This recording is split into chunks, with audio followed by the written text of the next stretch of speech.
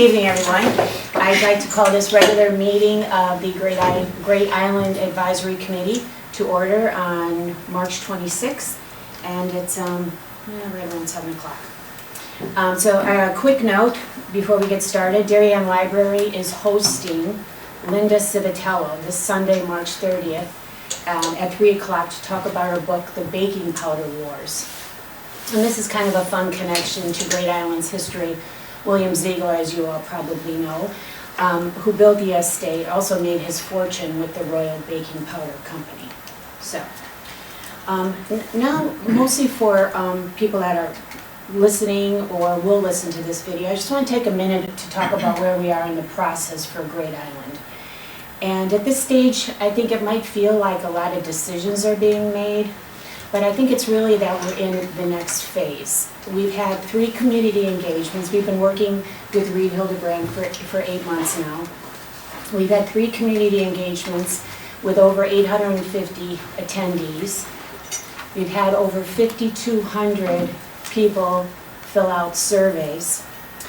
And we're now taking out those ideas, that input, and starting to turn it into early ideas, not conclusions for the community, for our residents to consider. So we've heard from many people asking us to slow down and take the time to get to know the property.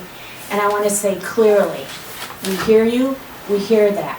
We are not rushing to develop.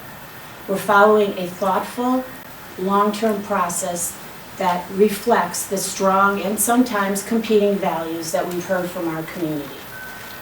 Some themes have come through clearly.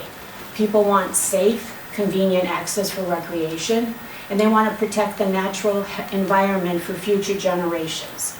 So this balance, use and preservation, it's central to everything that we're doing. And we're also looking closely into taking care of the island's historic buildings. So Reed Hildebrand, Becca, and Felicia will be presenting later, and they'll share how this community input is starting to shape these early ideas, another step in the ongoing process. So, thank you for that. Next item is public comment. Do we have anybody who would like to give public comment? I see no hands. No hands? Okay. Next up is an update from Public Works. Hello. Tony Campanelli? I gotta hear it, yeah. Yeah, you want to come here? Sure. Yeah. All right. We opened the bids for the landscape contract last week, and Eastern Land Management won the contract again. They had it last year. Their bid came in actually a little bit lower than it did last year. So, they know the property well, and so that's great. They're starting April 1st, next Tuesday. What we're seeing with the turf down there, it's hungry. It needs some fertilizer. So we're going to be fertilizing probably twice this year, but once this spring. And we're using a fertilizer with natural nitrogen sources and no phosphorus. So feather meal, bone meal, things like that. Completely water insoluble. That's what you want to do when you're close to the water and you have concerns about leaching. And we'll observe buffer zones from the water's edge. These are all the grass areas? Yes. Yep. Okay, it's not like the polo field. The polo field's on there, yeah. Okay. Yeah, we're going to be aerating and seeding that as well, because that took a hit last fall with grubs, and a few other spots got hit with grubs, which brings me to my next subject, is we're going to be doing some grub control out there. We're going to be using organic pesticide, whose active ingredient is a bacteria, a bacillus bacteria. Definitely the most responsible thing you can do. It's one of the few biological controls that work well, and it's been proven over the years. We're not going to treat that.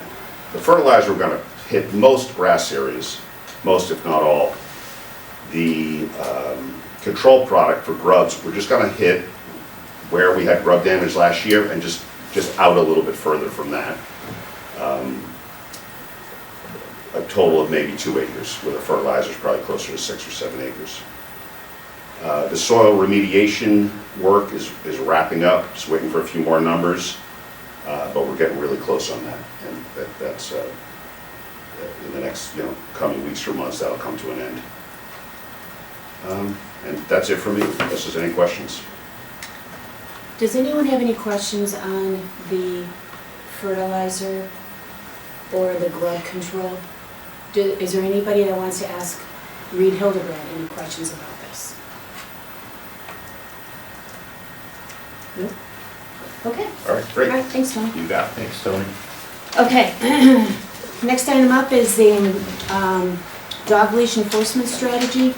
So at Monday's Board of Selectmen meeting, we discussed the new dog leash policy for Great Island, which, as you all know, goes into effect on June 1st. Sorry about that. John suggested starting with an education and encouragement campaign. Volunteers would be at the entrance handing out reminders and materials such as dog treats.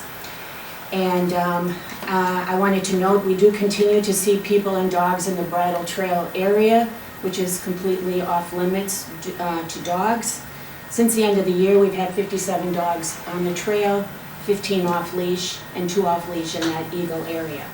So we're going to begin with this outreach, and we also voted to recommend that the RTM add a fine to the leash ordinance so that enforcement is ready if needed. Any discussion on this? Okay, seeing none. Next item is Reed Hildebrand. Thank you. Alicia, you should be able to share. Fantastic, thank you.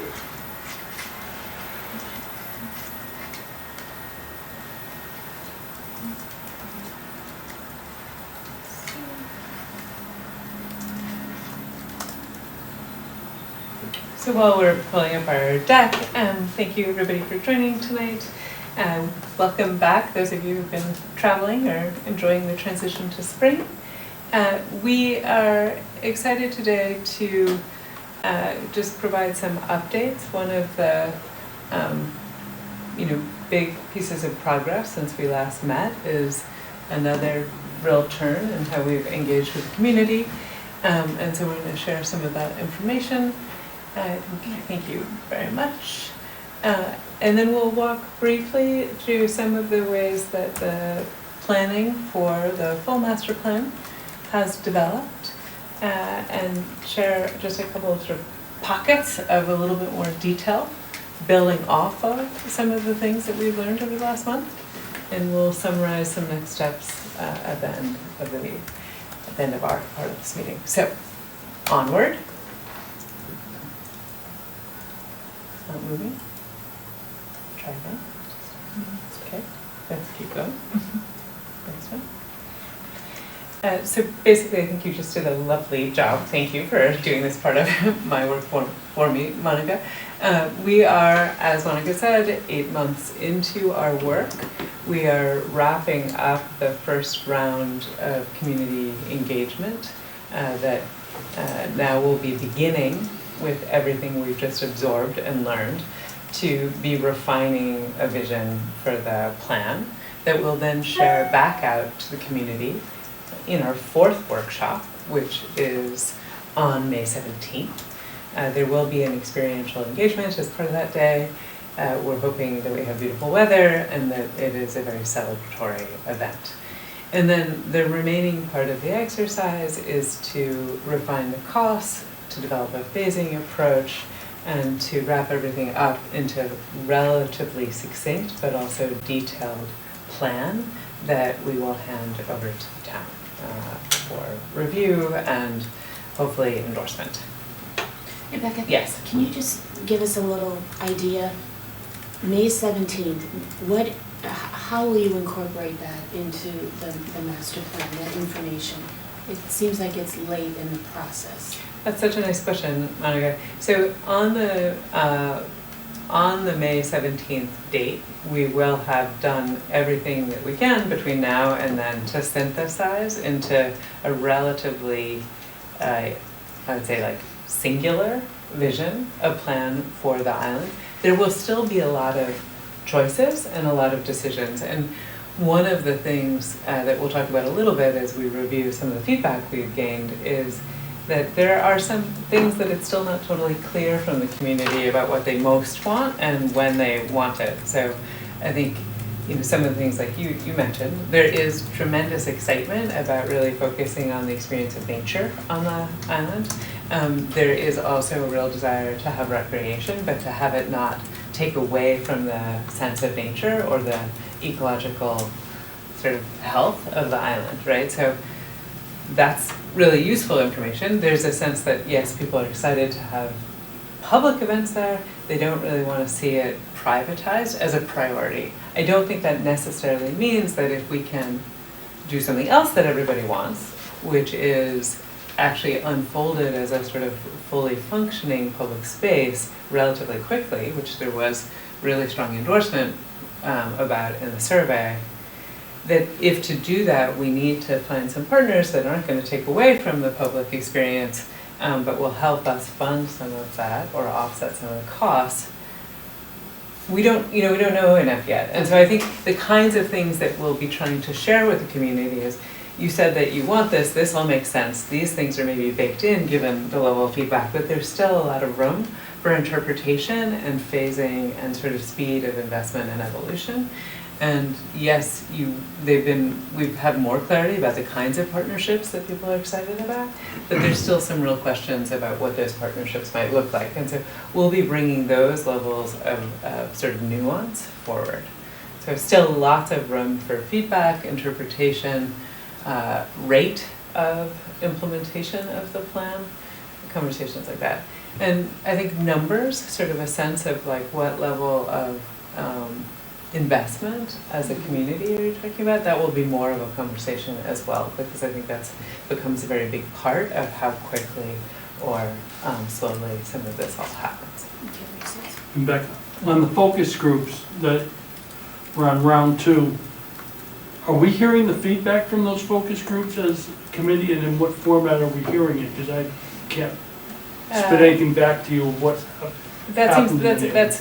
That seems entirely possible that could be true. I think we can send around the summary notes from those. There's records of those conversations. And I assume you're incorporating those comments into absolutely. We're just not knowing, because we get very good feedback on the workshops Yes. in these presentations, but I don't hear anything about the focus groups. I think depending on, I think in the last meeting I touched a fair amount about the feedback from the sort of marine or the coastal focus group that we had. That was really well attended, and there was a lot of very meaty content that came from the harbor master and other people who know your waters really well. So sometimes the feedback is a little bit more anecdotal, and so it isn't, we don't need to bring it quite so immediately to everybody.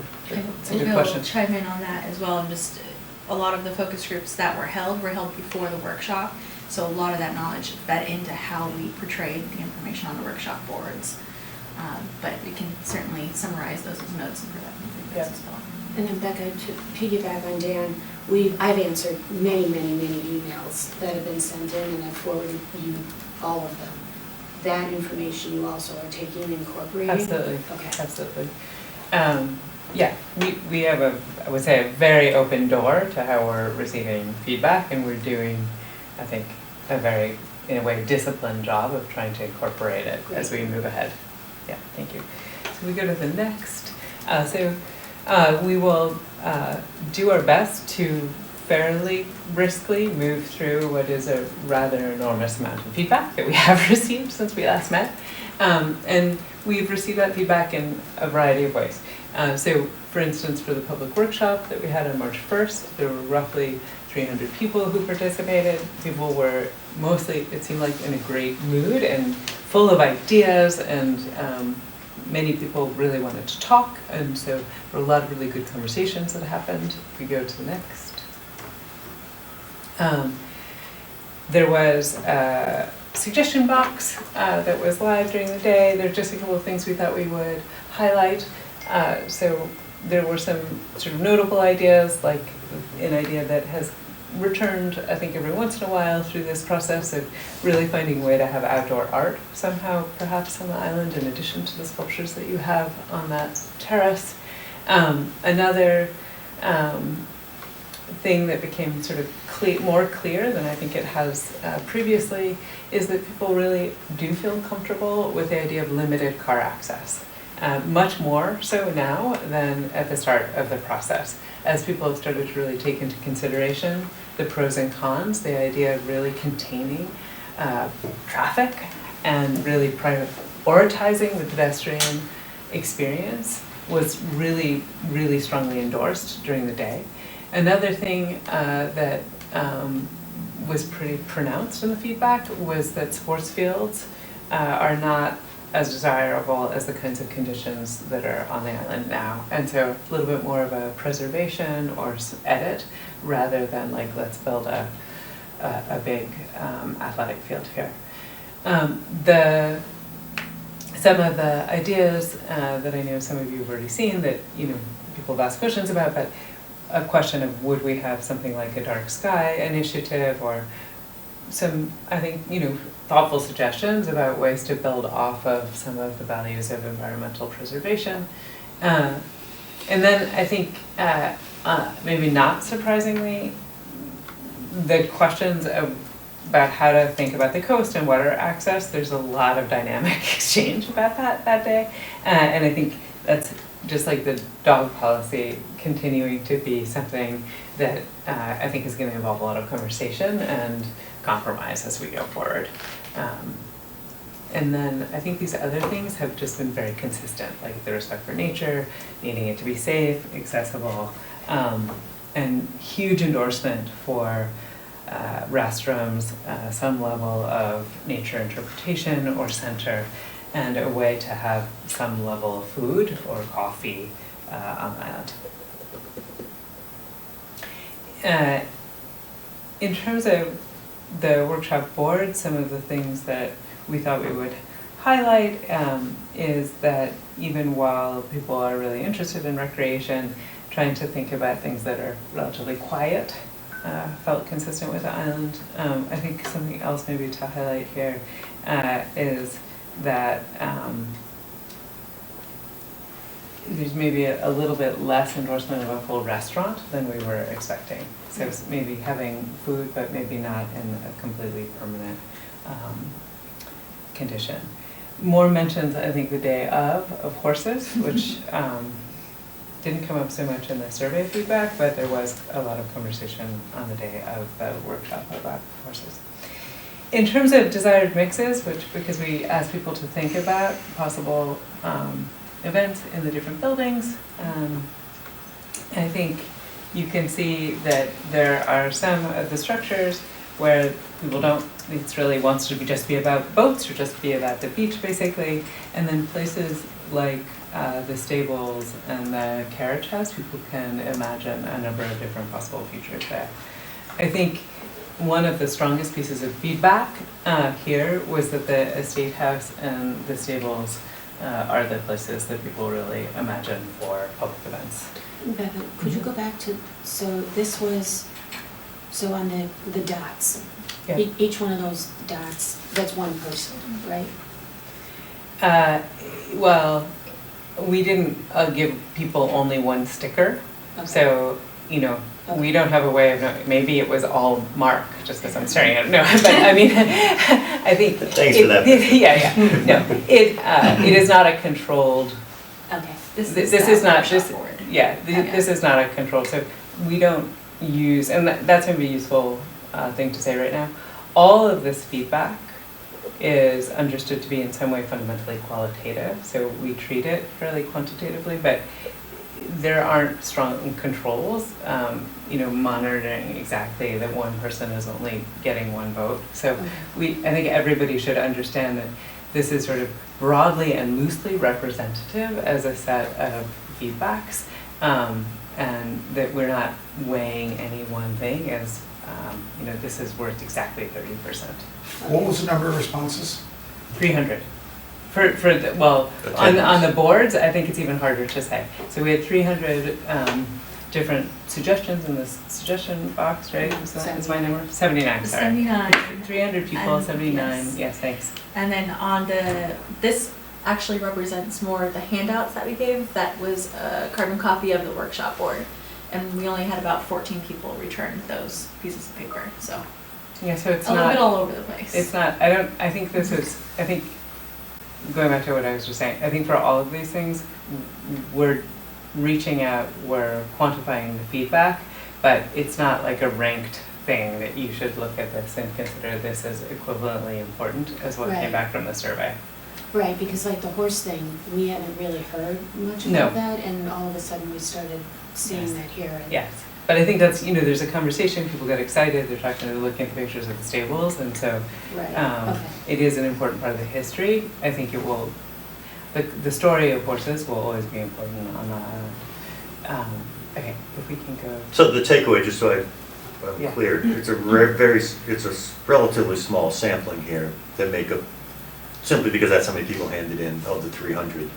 Yes. Thank you. Yeah, yeah, yeah. Is that true of, that, So now we the bar switch. chart was up there when you said that, but Right, the that's for the bar dots- chart, but the dots, we don't even have a record of how many, that's why I was saying, like, we don't know how many people put a dot. It could have been one dot One- per person, or it could be some. Got it, but somebody those put are, the 12. that is the population of dots. Each dot doesn't represent 10 or 5 or 6. Correct. No, Got it, it's okay. totally not a quantitative thing. Got it. Now, as we shift into this form of outreach, which is the digital survey, it's a little bit more controlled. And I think the good news is that we got 1,243 respondents. It was a pretty detailed survey. There were things about it that frustrated people, particularly at the beginning when we changed a glitch that made it easier to move on if you didn't like the question. And so I think we are happy that people are continuing to participate at this rate. These are the topics that were asked about in the survey. You go to the next slide.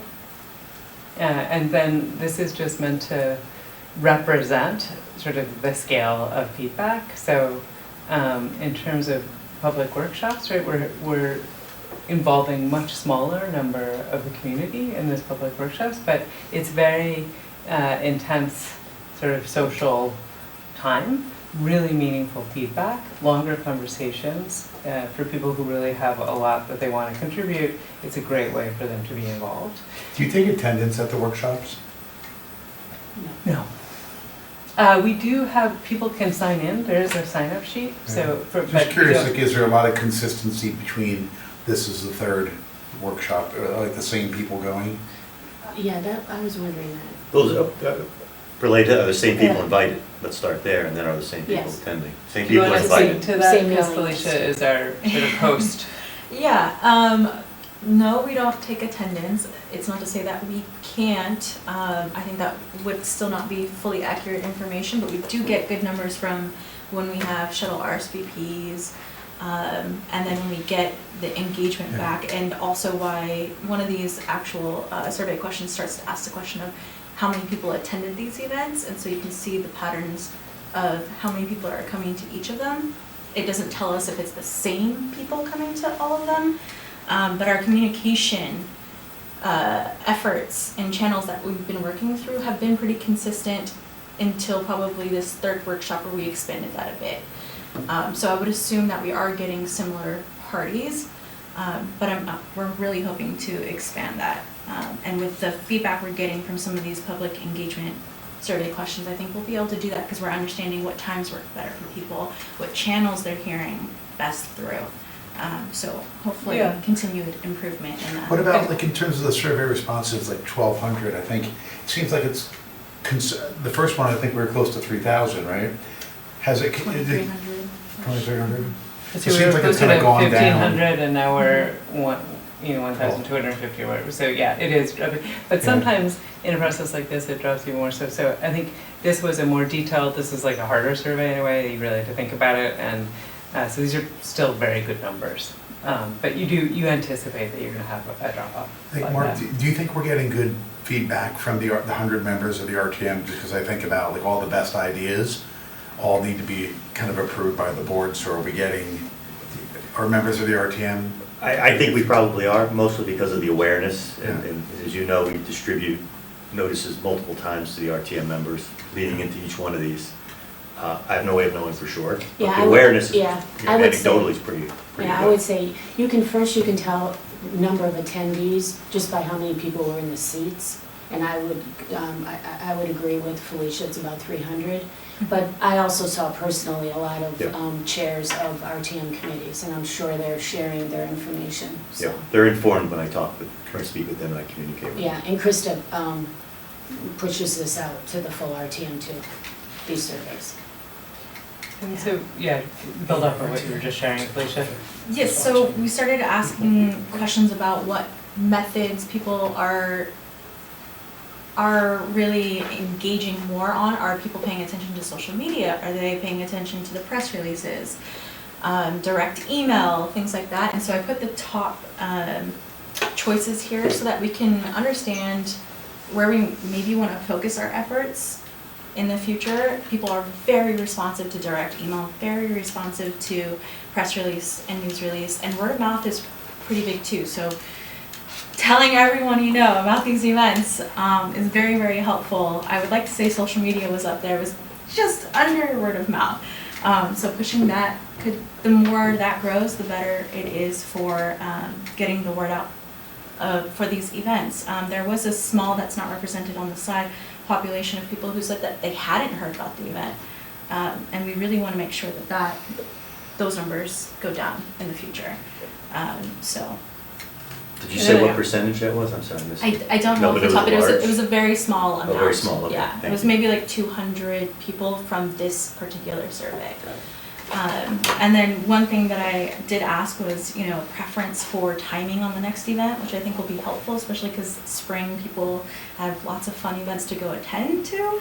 Early evening was a popular choice, and then a lot of people did say, actually, I can do any of them. So we might want to consider more of a 4 o'clock-ish timing for the event. That's all to be determined, but, Like 3:30, I don't Yeah. know, so we don't conflict To with capture true more. evening, but anyway, it could be beautiful, like what Monica's like, not me. No, but what do you make of okay, we have morning, afternoon, early evening, any of the above, and then we have none of the above. So those, because it's a specific date, we didn't say, could you attend the next workshop? We said May 17th.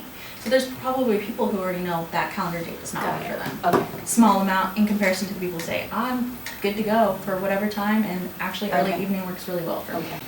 Or maybe they just didn't like the event. Well, I don't think that's true. Okay, so, good lessons. Basically, we have one more big event to get this right for, and I think then we wanted to just shift into a little bit more in terms of feedback. And so, I think in some ways the most important finding from the survey relates to this sort of overall experience of the island, and we got very strong feedback, which we're going to move ahead with, related to the idea that it's a kind of connected realm of open spaces. And so while there's a difference, and we're going to preserve a lot of the existing characteristics, the feeling that you can really explore from one space to the next is the direction that we're going to move with here. So we're not going to be planting a lot of additional trees and vegetation to create smaller pockets of open space, and we're not going to hold, in a very, very strict way to the historic zones of the estate, but instead we're going to make a little bit more of a park feel of these connected open spaces. So that was the most heavily used, right? Most intense usage. It was the most, yes, and the highest investment, which is, I think, this is the kind of thing that we're going to have to definitely dig into a fair amount in this next month and a half together. But yes, highest investment, highest use, and it goes along with the fact that actually people are impatient in some ways too. They want everything to be done very, very carefully, but they also want it to feel like a park. So this sort of sense. Yeah, so I forget what that upper limit is, but it's like 7 years. They want as much of this to be realized sort of within the decade as possible, which I think is interesting. Yeah. Mike, do you have something? He's No, I smiling. am not surprised to hear that, considering this town, no, I'm not Right. really. That's why I was Okay. snickering, I apologize. In terms of trying to understand like how people are using the island today, our first selectman and town administrator are considering a product that allows us to see kind of where activity is taking Yeah. place in town. And one of the things they have is, we've been looking at a service that where you can anonymously, right, kind of see where people are coming on, and it can tell you how many unique people have come on to that 60-acre and exited. Yep. Whether they came from within the kind of 25 miles of Darien or whether they came from outside. So I was just curious if, would it make sense? I think there was some, John can probably expand more on it, but I know there was some sample periods. Does it make sense to try to collect some data like that? How much are people using it? How many people are walking the loop? How many people are exploring around? Yeah, we can do that. I just emphasize that the data is anonymized, so Yeah. there's no risk that personal data in terms of where you personally were on Great Island, it doesn't collect that type of data. What it really does is it helps us understand the flows of people, how many people were there, where were they before they came to Great Island, say grocery stores, schools, that type of thing. Where did they go after they left Great Island, that type of thing. And are these people from out of town or not? So in terms of planning for Great Island in the future and collecting that data over time, it could be quite interesting and helpful to us. John, you may have covered this or be implied in your answer, but I've been pondering with regards to the use of the island currently, how much of the use is coming from the immediate neighborhood where access is convenient versus anyone who lives, say, north of the Post Road or more than a half-mile away where access is not convenient. I don't know that we'll be able to get down to taking all the individual cell phone data and getting down to, okay, well, it's quote anonymized, but we can tell that this cell phone is Mark Adeletta's and he lives over here, so he, is this particular demographic in terms of where they came from to get on the island.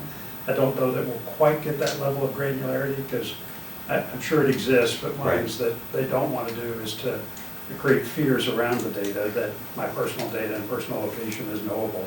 So I'd have to check with them to understand really the granularity of that. I think the binary of Darien resident versus not, I think we could certainly do that. But let me make sure I understand kind of how granular they can get without compromising how people feel about the data. Understood. Because John, as we move towards, one of my thoughts was as we move towards this like May meeting, if we know that there are certain times when there are a lot of people using the island, right, that are accessing it, maybe we even have sort of an ability to take surveys on the island, right? We bring down a dozen of our iPads that we have from the senior center and we can actually have people stop, take a survey for 3 or 4 minutes. If there were very kind of populous times when people are there, maybe that's a way to engage like a bigger group of people and a group of people who are actually like walking on it and kind of know the island. Yeah, that's possible. I mean, we've set that up to where it's a fiscal 26 request. So hopefully the Board of Finance won't cut this particular item. I'm just wondering, maybe if we've got to put it in high places. The chances got But better. the point being though is that this would be approved for the fiscal 26 budget. So we were not planning to sign up for the service until after July 1st when the budget's effective.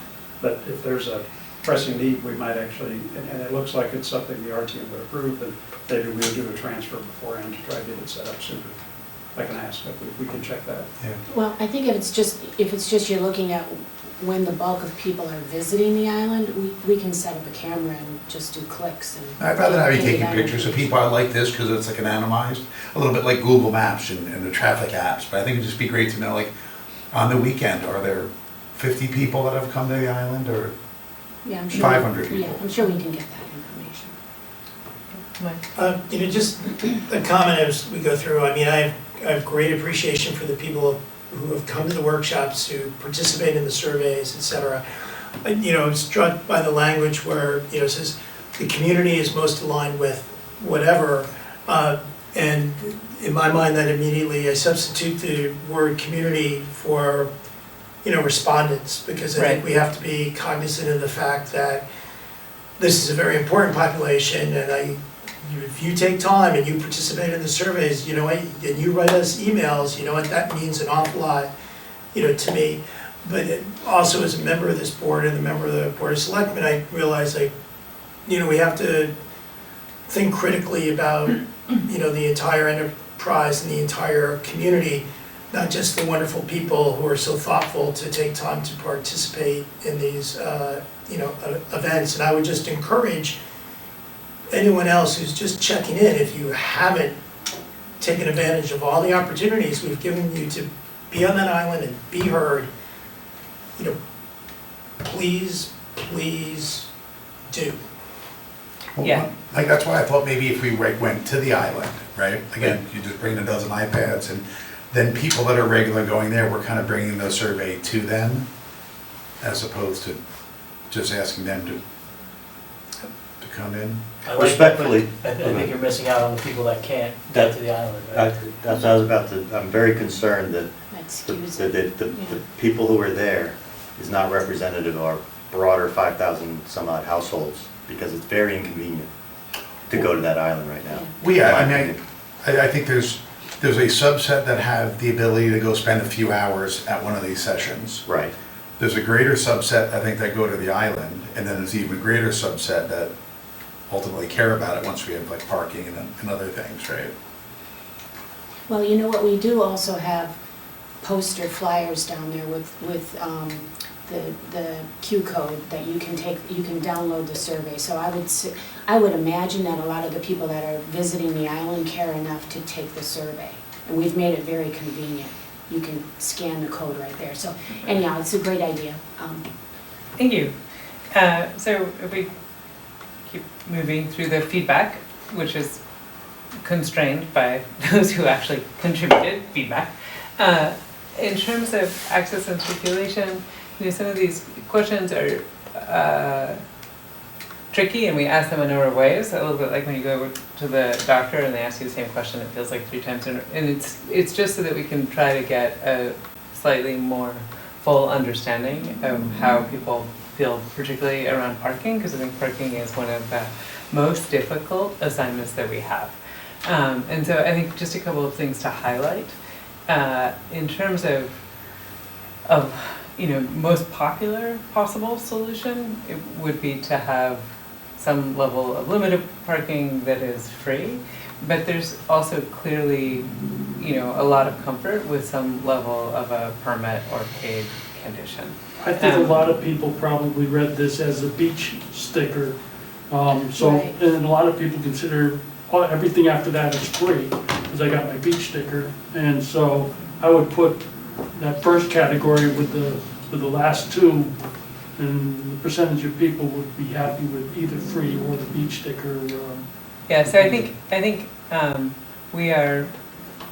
one of the things from a master plan point of view that we're taking from this, we're not going to develop your parking policy for you, that is a town responsibility, but we are going to provide parking that is sort of sufficient for a portion of people who probably want to come to the island. I think another finding that comes up later is that in fact, now that things have become more clear, there's a much greater comfort with the idea of a shuttle to the island rather than paving an enormous number of parking spaces. So whereas when we began, that wasn't the case back in the early fall, now that I think people are seeing more of the choices, they would rather, if they were to come to a big event, end up taking shuttle.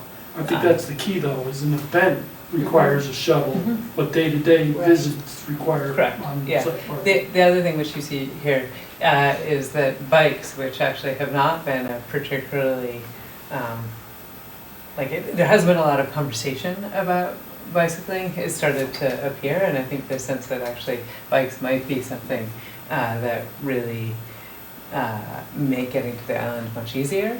And potentially, if we're really limiting vehicles on the island, there is space to accommodate a bike lane, is something that's starting to emerge as something that we'll be looking at this month, which is, one, do we just bring people onto the island on their bikes and have a wonderful place to leave your bike?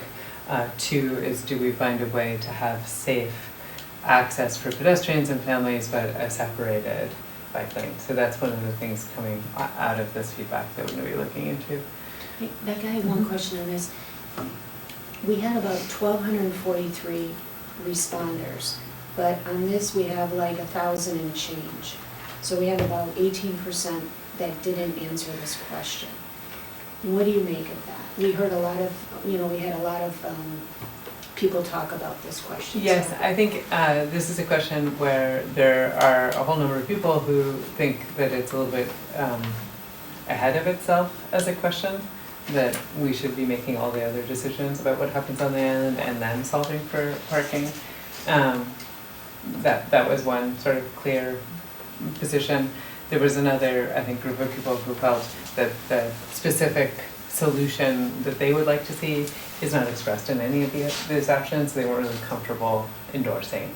Okay. I don't know if there's am I missing a third? I think that captures the bulk of the opposition to these questions. Okay, we can keep going. So I think this is what I was just previewing. We were actually excited to see now openness to the idea that there could be occasions where shuttling really makes sense. And it could be maybe there's a weekend period where there's shuttles and then events. Yeah, but to Dan's point, I think, do you think that everybody that answered this question understood that this question was asking about private events held at the Estate House and I not think- just a general, Yeah. let's have a shuttle? You Yeah. think so? Yeah. Okay. But I think we're not totally sure. I think that, when we last talked about shuttles, basically everybody said, everyone just wants to drive everywhere in Darien and they want to Right. bring their own car.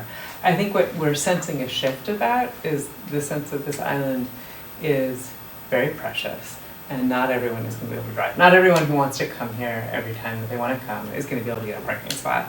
And so trying to find ways to make it really a wonderful part of daily or weekly life, if you're living in Darien, is important. And I think there's an increased openness to finding different ways to make that work. Well, That's what we would when do. I read this question here, Yeah. I read it as like as a Darien resident, if some corporation wants to have some type of off-site or whatever at the Great House, then, at the Estate House, then I don't want them using up all the parking lots. Right. I would rather keep that for residents to be able to use. So I viewed that sort of exclusively for kind of third-party private events. I think, well, it says weddings are private events, Yeah. right? So that's correct. That's the right way of understanding it. Yeah. Which assumes like they'd be paying for They'd it. be paid, yep. That's how I read it. If we go to the coastal access and activation, I think here, this was pretty striking in terms of consistency. The kayaks and the paddleboards and the canoe launch, that was not a surprise. That's been a very consistent interest from people from the start of this process. The interest in swimming as something that we continue to look at, if it can be safely provided, surprised us a little bit. So it's not an absolute endorsement of swimming, but it is something that we're going to continue to see, particularly in the beach area, if there's a way to make that work safely. Did you see any other place where swimming might take place besides the beach area? But it's also shown as a kayak boat launch. And I would say that those two conflict with each other with what should be done with the wall that's outbound of that. The wall needs to come down, the other one, the wall needs to be restored. And I think one of the recommendations, this may be something that there's just further study that needs to happen before a final determination. So I think we will be showing both those possible futures for May 1st and sort of listing what needs to be understood for them. I think one of the reservations we have at the moment about swimming is that that beach is so small and so beautiful. And it's much more, just in terms of numbers, it's much easier to imagine people in kayaks or paddleboards using it sort of in little pulses than sort of absolutely filled up with people who want to swim there. Because it's just very, very small. And we have 2 other beaches. Right, very close. I mean, there's nice beaches very close by. So, but it's very good feedback in terms of how we organize our energy going forward. So for the next, I think this again was clarifying, really preserving the quality of the coastline is important. And so while people want the kayak launch, they don't want to see kayak kind of storage equipment. And I don't know if there's anything, because you went through this with a fine grain comb. No, I mean, it's becoming clear that it's possible that most people own their own kayaks who want the launch, and so they don't necessarily want a tour operator on site with storage either. But we have to be cognizant of, if you're gonna program it with that, we will need some sort of facility storage for that. But there are design, Yeah. interventions we can do that still protect the integrity and the appearance of the coastline. Yeah, I'm not, so the appearance is one thing, but also, how do you get your kayak to that launch point, and do we need to have a road so that you can Yeah, drive so there? I think one of the real challenges and inconsistencies at the moment is, I think the best place for and arguably from your expert water folks, really the best place for the launch is the beach. And I think we also are hearing that we really don't want a road with a big turnaround to that location. So the way we're beginning to think about it is that there will be a boat launch there, and there will need to be, potentially using the squash building, a kind of discrete structure that feels historic, that you would have to pull your boat in if you want to boat to the island, and potentially there are some boats that could be leased out, and that there's someone there on the weekends or in the evenings or early morning to help people with that. I think whatever it is, it wants to be very low tech and low oversight, but I don't think we want to have a big turnaround and a big vehicular situation there. You talked about using that squash court as a boat storage facility a lot. Has anybody done the math on how many kayaks and paddle boards could be stored in there in its current footprint? I can't remember, we'll ask. I don't think I'm it's an wondering how it enormous. compares to the Darien Boat Club or down Yeah, that area. we can look at that then. I think it's a good idea.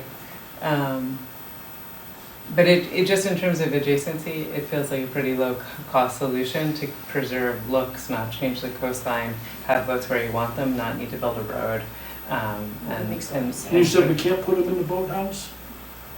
You can't store boats in the boathouse? well, so we'll get to that. The boathouse is very challenging, and Just your the whole harbor boat, master and so other people. not the whole people? Yeah, but you can't make it accessible. The amount of investment that you're gonna have to make to get the boathouse to do that is so much greater, and it is absolutely not where the harbor master and other people would like to see us do that activity. So I think in terms of sort of checklist of how many things are being met by a possible solution, the beach as a boat launch solution is a very good one, and then potentially a conversion of the squash building into something that can very discreetly has whatever level of marine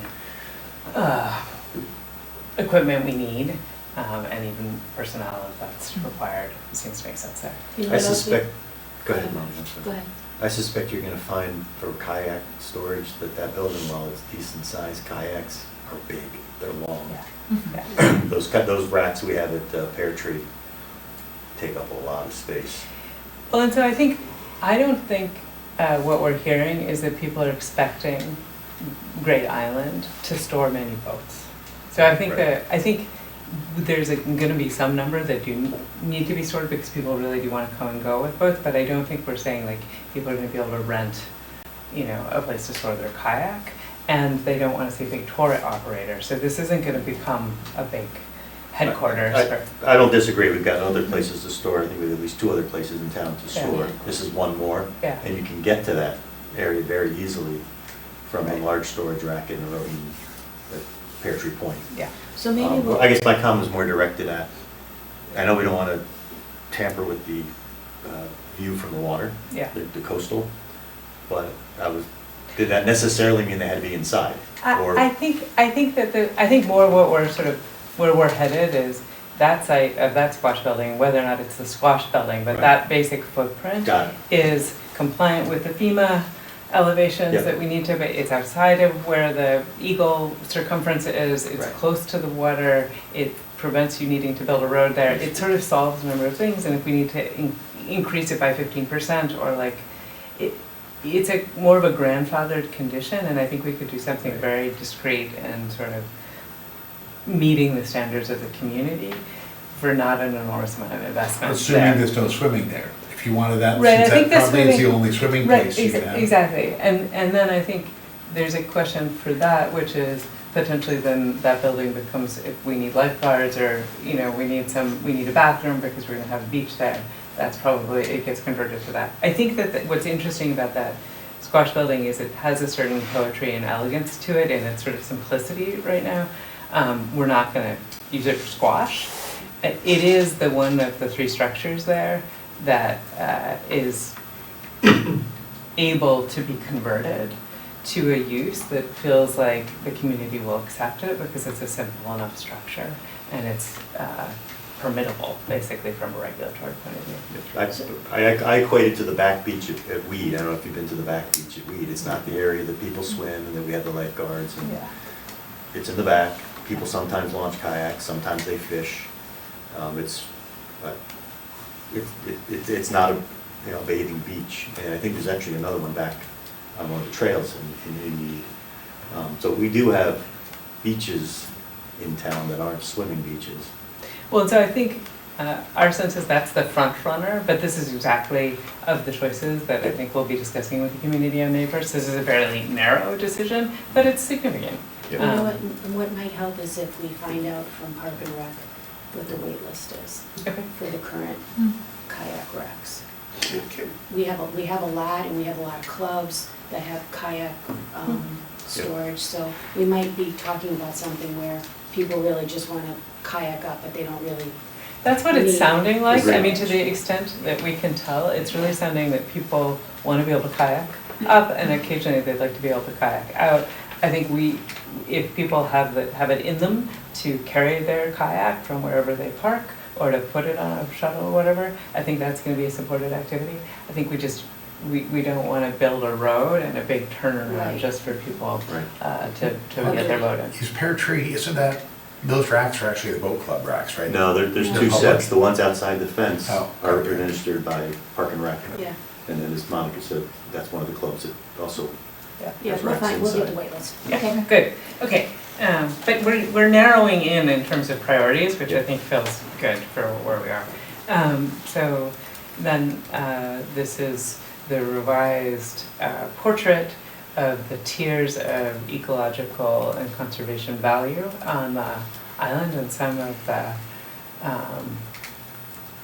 sort of the level of interruption of the existing ecology that makes sense. So one of the we had a set of questions around this, but one of the things I think everybody can see is that as we're looking at the options that we shared with the community, they all are largely observant of the recommendations here. So there are large areas for being open and exploring and a lot of recreational activity, and then there are other areas that are really going to be prioritized for nature, habitat, that sense of being far away.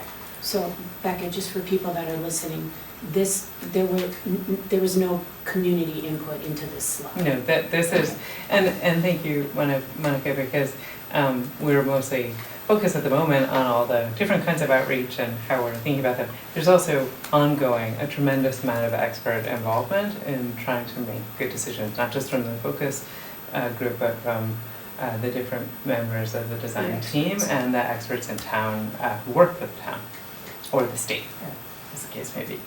Okay?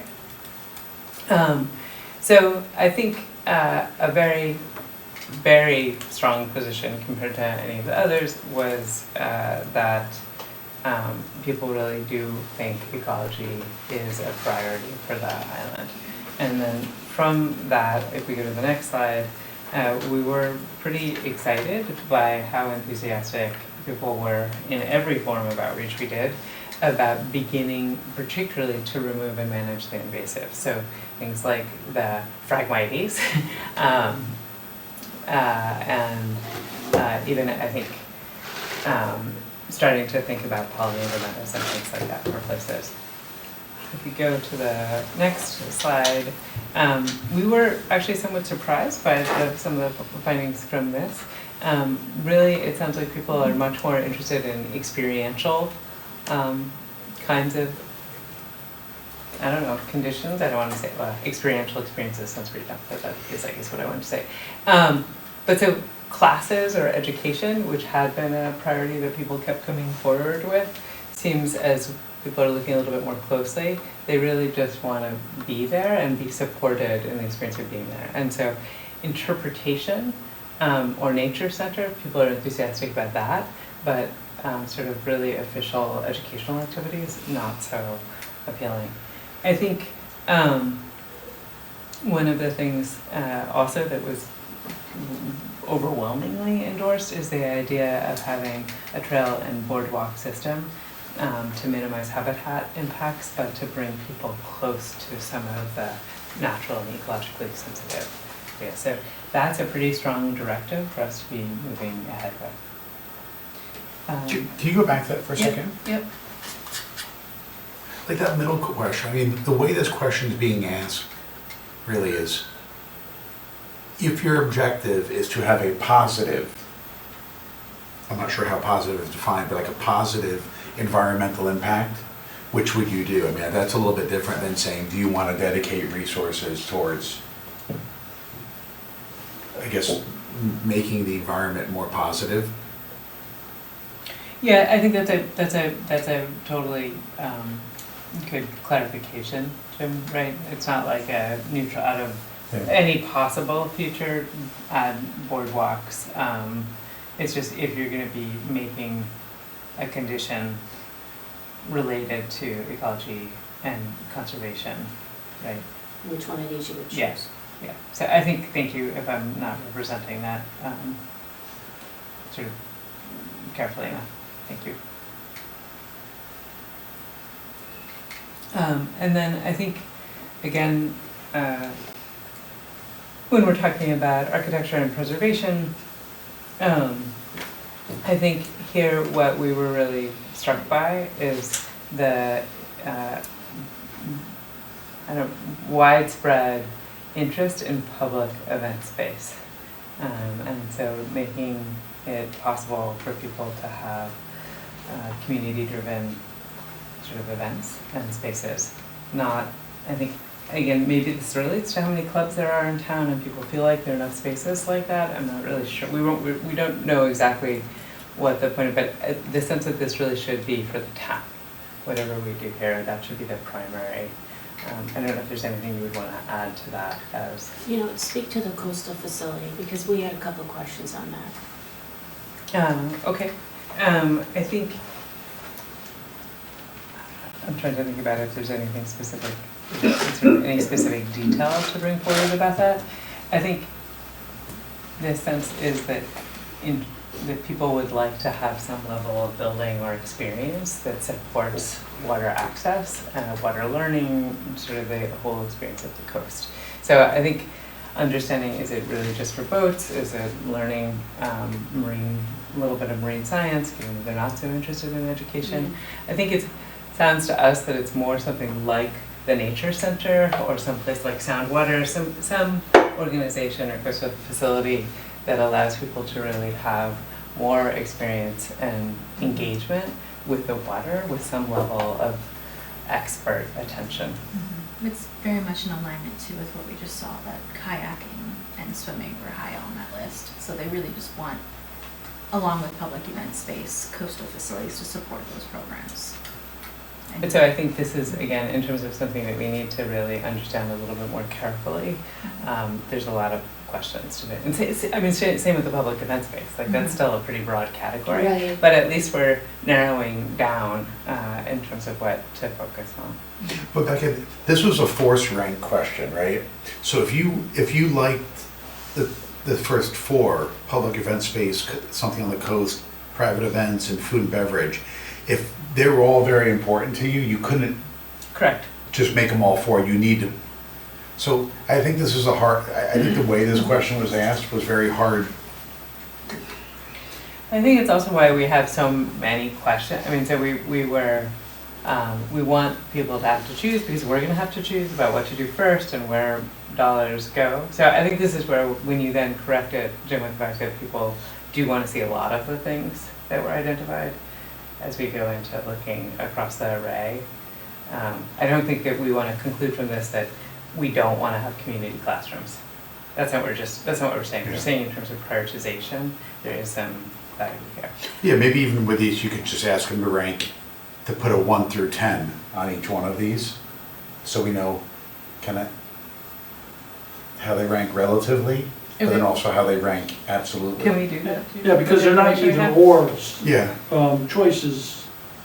Right, Mhm. in terms of how we, in terms of how we go forward, Yeah. absolutely. and particularly how we invest dollars, right? Like Yeah. if the 5 items for going from left to right were all 9s and 10s and 8s, then that means people really want them, as opposed to thinking that a community classroom is just like less important. Right. I do think in a previous survey, we did something similar to that, and it was like select all that apply. And then what happens is you get everyone saying you want everything, and so understanding where in your preference does that then begin to rank, when you yourself have to begin to make choices, where this Yeah, that's question was where intended we were to. coming from, is not to Mhm. say that we're not gonna do these other things, but given that we have a limited number of things that we can do at the top of our list, we wanna have a sense of like where would people most like to see us focus.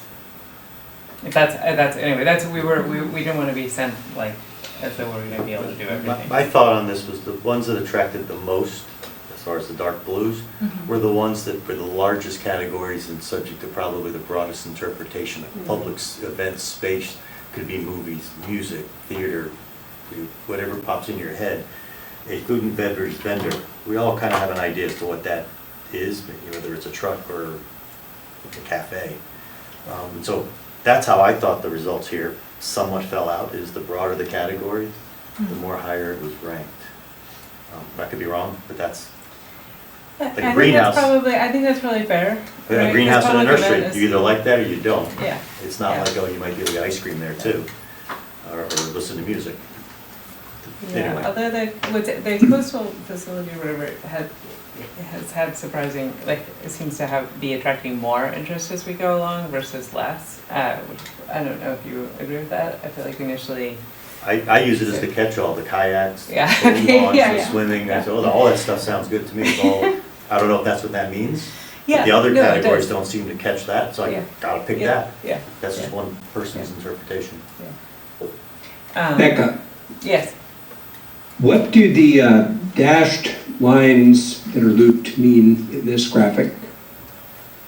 You're just pointing out sorry, can I? Yes, Okay. The dash lines are just pointing out some of the moments where there's mention for like where the preference for community-driven public spaces are. So it's just telling you that that is referring to public event space into the coastal facility. Whereas the other one is telling you it's referring to these contrasting colors might be showing differing opinions or preferences. So it's just drawing your eye to where we're noticing something that might be worth bringing forward. Does that make sense? Does that answer your question? Well, so like for where the rentables, right? Yes. Okay. Did that answer your question, Jeff? I Just don't, saying that this I don't comment is know. referring to these two places. No, I guess I heard one. So the contrasting colors show differing preferences. The line is just demonstrating that. It's more a call out than anything else, Jeff. Does it mean that this is more of a variance? I think it's more saying this note applies to. Mhm. That's all it's saying, Specification. Jeff, is that note applies to those two items. It's maybe I so thought maybe pretty it is was it suggests more suggesting there meaning. was some interface between those activities, so that's where I was getting hung up. No, it's just the note applies to that. I I understand the graphic confusion. If we go to the next slide. So, architecture, preservation and activation. I think here we were starting to raise the issue of significance coupled with investment. And under that, trying to understand how people felt about that. So the minimizing the capital investment for restoration and preservation of existing structures on Great Island was, endorsed a little bit more than the others. I don't think,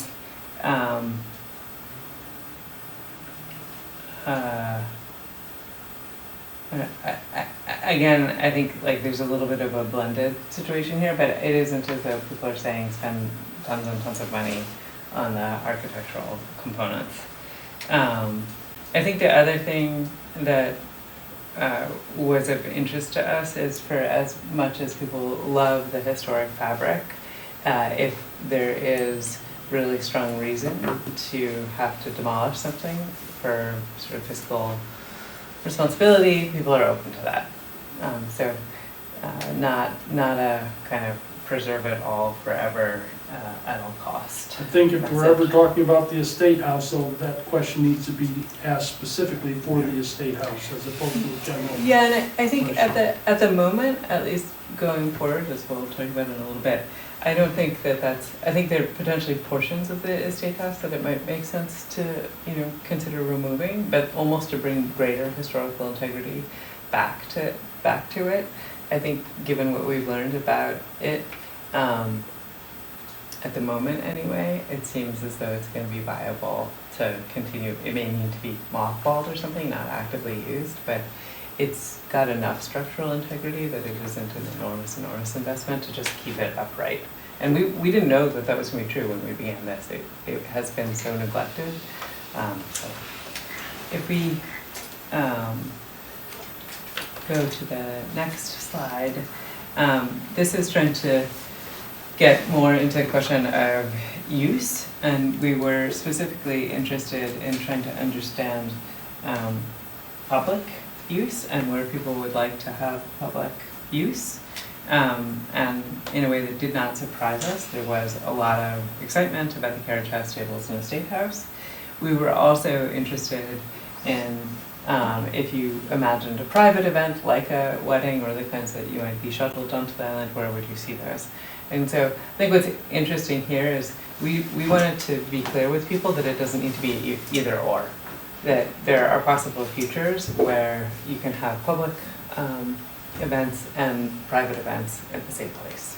A little contradictory to the fact that people didn't want private events in an earlier slide. Right.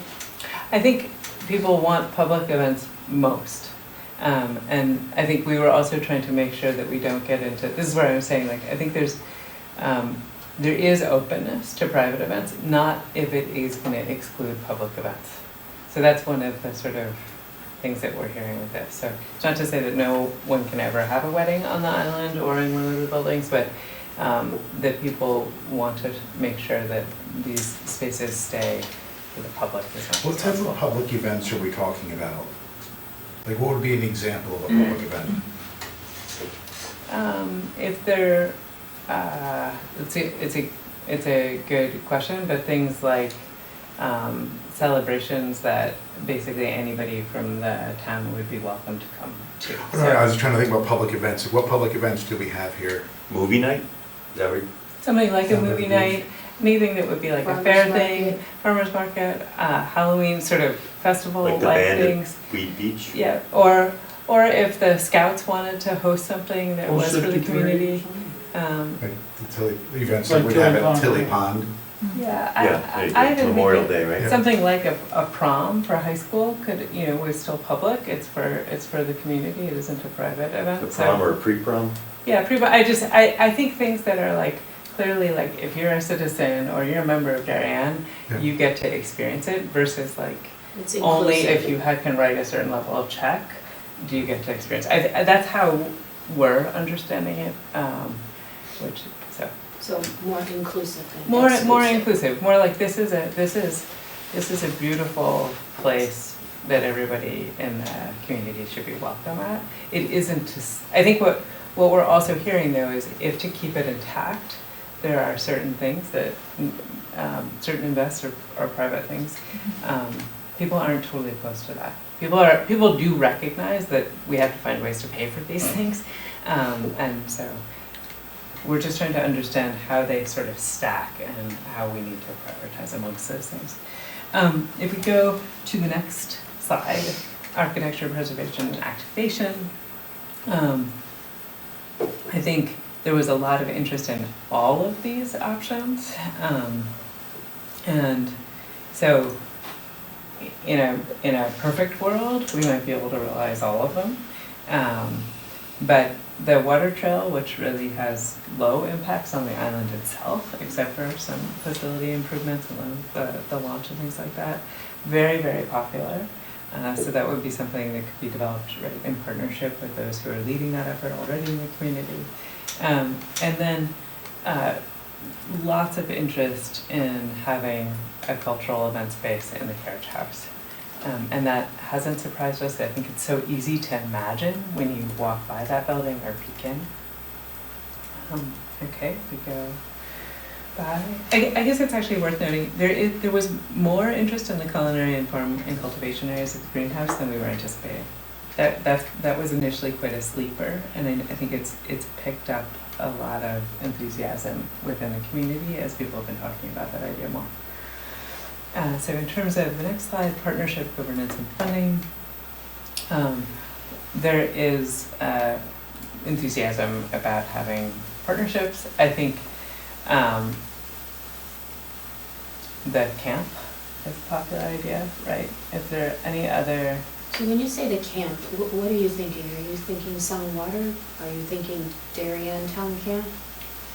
I was confused on that. I think both of those were being discussed, but I think the idea that there would be activities that are organized for children in the summer, very popular, not like a permanent structure or program, but something that could make sense of how it feels like you've gone to Maine when you go onto that island. But are you thinking about an outside organization running the camp like Sun and Water, or are you thinking about Darien Park and Rec running summer camps on the property? I think I was in confused on this one. that case, it would be partnering, not Parks and Rec. Not Darien, okay. Yeah, do you want to advance into the next one? So in terms of understanding which partnerships, I think, again, like this has some of the challenges of the earlier question that was like this, but the idea that recreation and nature conservation are most important as we think about programming is consistent with some of the other feedback that came through the survey. I think hospitality, dining, education is maybe another way of getting at some of that, a little bit less exciting for people. But the large circle for hospitality and dining, do you want to talk a little bit about? I mean, it's just representing that it is on their there's lesser importance to the community when they're choosing between what's most important to them. I mean, not to reiterate what is literally written on the slide verbally, but it is on the lower tier of priorities for them. So when we talk about what kinds of partnerships and programming they want to see, I think we are leaning more towards partnerships with people like Sound Waters and passive recreational usage of the island. And if we're thinking about hospitality on the island, we have to think about it in a much more sensitive, less impactful way. So a lot of people found hospitality less important. Yes, about 400 out of the respondents that answered this question. So in terms of partnership governance and funding, I think this is one of the moments where there continues to be mixed feelings, but the conservation and preservation value is very important. I don't know in terms of partnership agreements. I think we're going to have our next workshop to get a little bit more clear about this. Well, I'm sure that the phrase including overnight accommodations threw that all the way to the right. Yeah, but as instead we've of looked at, possible overnight accommodations. as we've looked at what would make this desirable, if you can include overnight accommodations in terms of, for a partner, private partner, it's much better return on investment for them. So we wanted to do that to see if people could be comfortable with it. It also says like with far less focus. You know, And also beat on it a bit, yeah. yeah, Well, you're definitely teasing out, which is probably why you got the spread here. So I think our sense is there are still some avenues for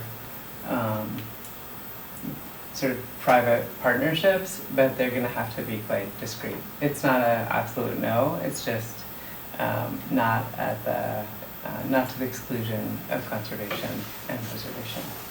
And to me, when we put on the first slide where, or towards the front, where it was desirable to have that full activation, or the fullest activation, Yep.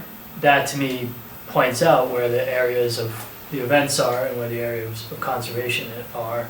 So couldn't you have this accommodation for private events, or even if it includes overnight or not, in the areas where events make sense and still have a focus on Yes. conservation? Right? Yes. So it makes sense. I think as long as it doesn't feel like a taking or like it's really damaging one of the really highly prioritized conditions on the island or experiences that people want to have, I think, we're going to continue to explore it. And I will come to that in a bit. Next. So, next. In terms of sort of rate of having programming start to happen, there is a degree of patience, which is great. So people seem to understand that this needs time to unfold.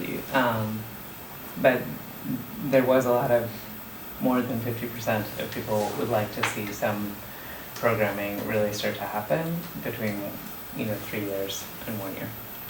well, I think there's a difference between programming, where you can start having yoga classes and kayaks and all that type of stuff out there, as opposed to sort of major investment. Yeah, completely. And so then we wanted to be a little bit more, wanted to keep putting some pressure on that question. So that's why there's the other question, which is what's the time frame for seeing the realization of the master plan?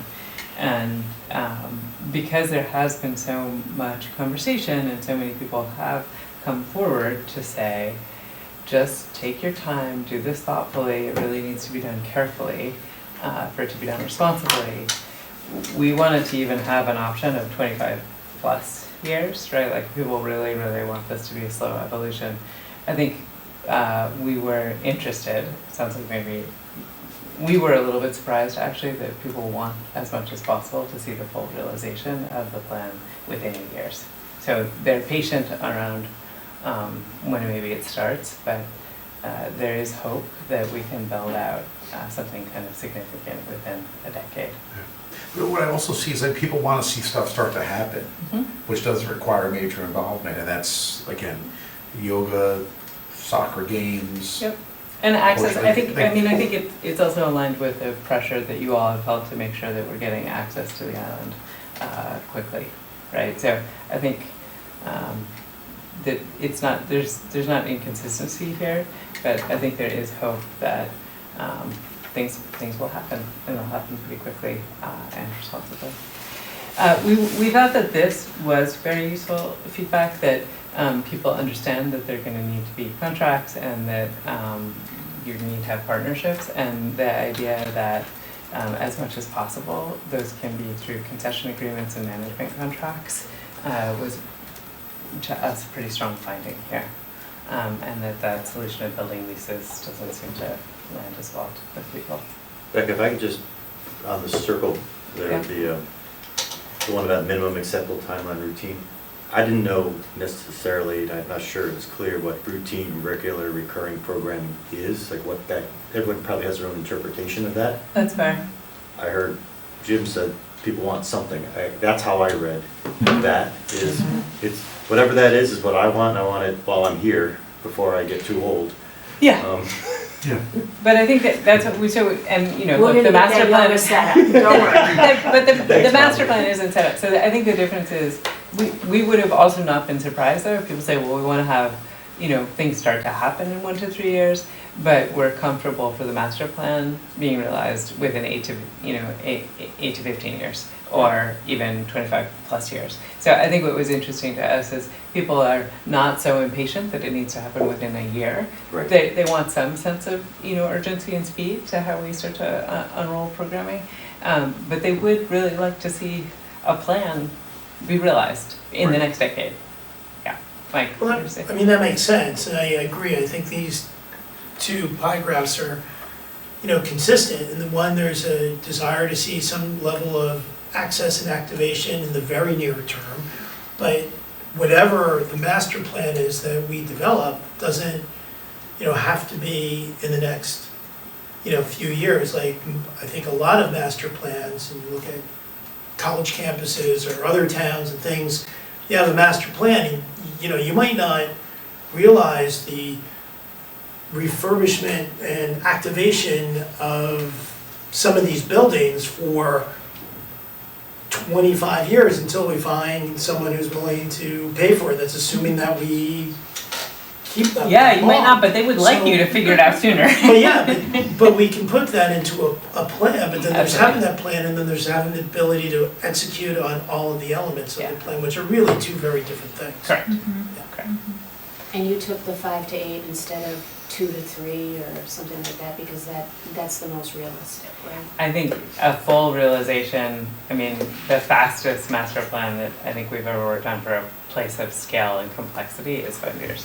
You would have to be, you know, super well organized, capitalized, making great, smart decisions to be done in 5 years. So, yeah. Experience in government, my 15 years tells me 5 years is pretty quick for anything. It's really quick. Of scale. Yeah.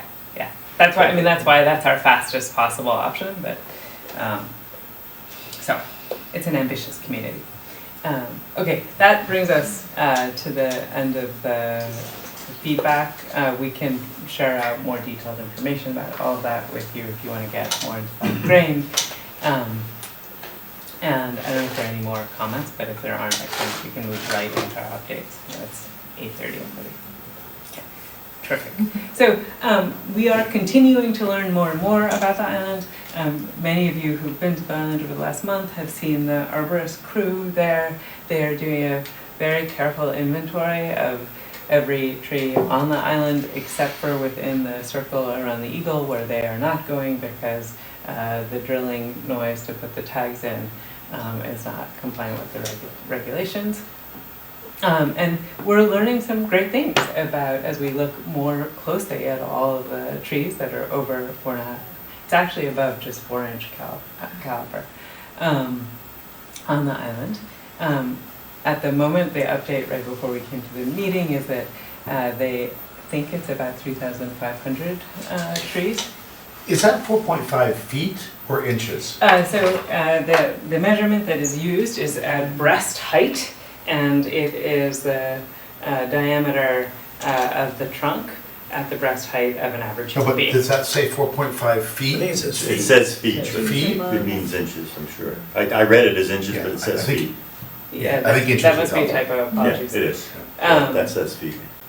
So, this data is actually not even complete, so we did just get, it just is very, for, a lot of people have walked up to that crew to say, what are you doing, what's happening, and they notice the brass tags. And we're not making an arboretum or anything like that, but we do know that the community cares enormously about the trees on the island, and so basically, we are gonna have a tool where pretty much every tree on the island has a number, and we're gonna be able to track it. We're doing an evaluation of its well-being, its health, and sort of this is gonna help with the stewardship and the decision-making about where we put paths and trails and where we invest in hazard removal to make sure that the trees are as safe and healthy as possible, but also that people who are walking around on the island are as safe as possible. It's also, in terms of what's called species composition, if you care about forests, really helpful to understand what the different species of trees are on the island, how old they are, how large they are. And so I think another thing that is exciting to us is that you have 63 different species of trees. We actually heard there's a couple of small seedlings that even maybe make that number go up. And that the tallest tree is 100 feet tall, and then the largest tree is, has a trunk that is 64 inches. The other things that we thought we would share here in terms of unfolding news about priorities related to the vegetation on the island is that we are very excited to start to look more closely at developing some meadow planting up by the greenhouse, that we do want to prioritize the invasive removal and some wetland restoration by the carriage house in that wetland, that the area where the orchard used to be with the arsenic treatment, that is a priority area to look at piloting reforestation, so that the whole area around the bridle trail starts to be reforested. I think even that pocket where there was a microburst a few years ago, and so a lot of trees are down, we might also look to plant some trees there, which is a little bit of an expansion there. Last meeting we had talked about moving ahead potentially with the Phragmites removal in those two little coves on the east. And then I think potentially also exciting is I think endorsement of the idea that we look to partner with potentially the land trust and the neighbor to treat the Phragmites that you move through right now as you come across on the two Phragmites. And all of this seems really aligned with the values of the community and the feedback on the survey. What is meadow planting? So right now when you go up there, depending on how recently it's been mowed, it feels a little pasture-like, and I think we're excited to keep that as an open. We don't want trees there, to keep it open to have the views, but to start to introduce more diverse species, because right now it's just old invasive pasture grasses. And so there could be some flowers, but to bring it more into native habitat and just taller grasses with some areas mowed and kept as lawn for activity and trails. Wildflowers? Wildflowers, yes. So You like that, Dan? You I do happy? like that. Yeah, you know what, everybody has liked it as an idea so far, so. And the nice thing is you can always mow it if you want to have a big event there, and they'll come back because they have deep roots. So Becca, when you're doing the tree inventory, you're also looking at the health of the trees and identifying any trees that are in challenges. And I think as an example, some people have called out, and we are tracking that there are some trees that are down, or just it's normal at the end of the winter to see branches that are sort of almost broken off. So there are some conditions that we're going to be looking at, or I think Ed and Tony might be looking at with the tree warden, just to make sure that we're keeping the island safe. But all of the work that we're doing around this is to try to understand what's there, what can we continue to take care of, what can we plant. So in terms of like what we choose to plant for reforestation, how is that building out and supporting all the trees and species that are there now. Okay, and now Michael, who is not in the room tonight, even though he was here last month, is going to talk about some of the work and the latest thinking around circulation and access, which, just to share with everybody, one of the reasons we're spending as much time in these meetings on this conversation around access is because it is this first thing that really does have to happen, and getting the balance between pedestrian and vehicular access is absolutely critical to the success of the master plan. So Michael. Hi, can everyone hear me okay? Yes. Was that a yes? Yes. Thanks, Michael. Okay, perfect. Apparently I can't hear you very well. So hi everyone, I apologize that I cannot be there this evening, but I'm going to talk us through some of the updates of the design, particularly related to access and circulation. What you see on the screen currently are the 3 scenarios that were shared at workshop 3. What we heard during both the workshop and in the survey is that having parking for the public right next to the estate house is not necessarily a priority. So if you remember, each of these 3 scenarios use different portions of the loop for vehicular access as well as the main pedestrian circuit. And so in scenario A, the idea was that you would use the southern portion of that loop, the more formal portion, for vehicular access, and the northern portion for pedestrian access. The inverse happens in scenario B, and then in scenario C, a majority of the vehicular access is concentrated on the west side of the island. So going back to what I was just sharing, we did hear in the survey that having public parking right next to the estate house was not necessarily a priority, especially if it meant demolishing significant portions of the historic walls along that southern drive for the purpose of getting two-way vehicular traffic up that way. And so what we are saying right now is we're dismissing scenario A based on that very strong public feedback, and really advancing scenarios B and C as we move towards a more final vision for the master plan. And so we have updates for these 2 scenarios, but I'll present those on a later slide. So next slide. That brings us to the question again of which causeway we use for two-way vehicular access. I want to emphasize on this slide that this is about a long-term vision. I think there's ways for early access to the island that we still might want to use both for a one-way loop, but in terms of a long-term vision, we do want two-way vehicular access on one causeway and pedestrian access on another. I think we do fully appreciate there are parks in your community that the entry drive is shared by both pedestrians and vehicles. However, I think in terms of safety and experience, that is not necessarily best practice. And as we think about the future of the island, we want to make sure we are designing with safety and experience top of mind. So for that reason, we are still recommending that one of these causeways be an only pedestrian access. That means the other one would be for two-way vehicular access. I think what has become clear in all our conversations together that it will be very difficult to prevent pedestrians from walking on the access that is only meant for vehicles. And so what that means is that we would also need some level of sidewalk next to that vehicle access on one causeway. The only causeway that is actually wide enough to accommodate both two-way vehicular access and some level of sidewalk is the northern causeway. And that's why on this slide we're showing that we are recommending that be the causeway for two-way vehicular access. And there's also a number of pros and cons related to both of these approaches.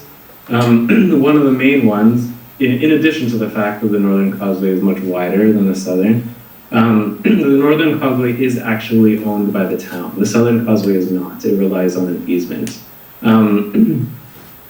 The northern causeway is the parcel owned by the town is 50 feet wide, and because it's an earthen landform, it's much easier to manipulate in order to get that two-way traffic width as well as the sidewalk. The con to using this causeway is that as we do expand that causeway for vehicular traffic, it will require removal of some of the trees along that roadway that are currently there, but they would be replanted. In terms of the southern causeway, part of the reason why we're not recommending this be used for two-way vehicular traffic is because it is not owned by the town of Darien. It is subject to the constraints of the easement that currently fall within. And it is much narrower than the northern causeway, so it varies in its width, but in totality it is only 23 to 27 feet wide, wall to wall, and the current roadway is only 18 feet wide. So we can go to the next slide unless anyone wants to discuss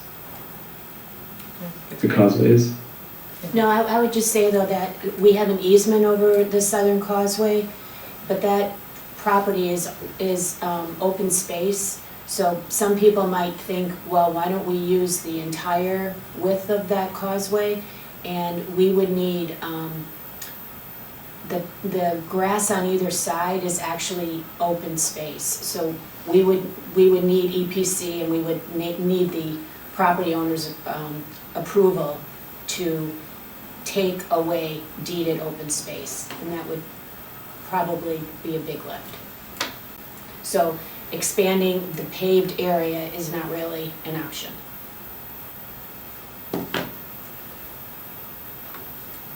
Yes, and currently the existing paved width is not wide enough to accommodate two-way traffic. Right.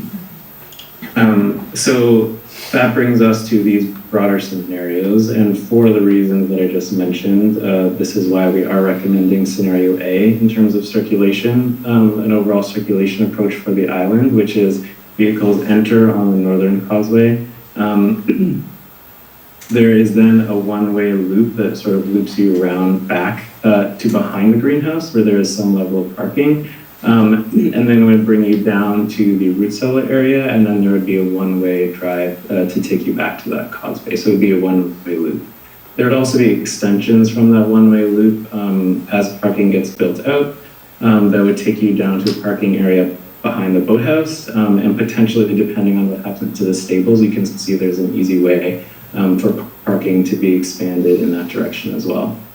Beyond that parking area, there would be portions of the historic loop, which in orange, the brighter orange color is indicative of pedestrian only. So you can see in scenario A, a majority, well, actually in both these scenarios, a majority of the historic loop is kept primarily pedestrian.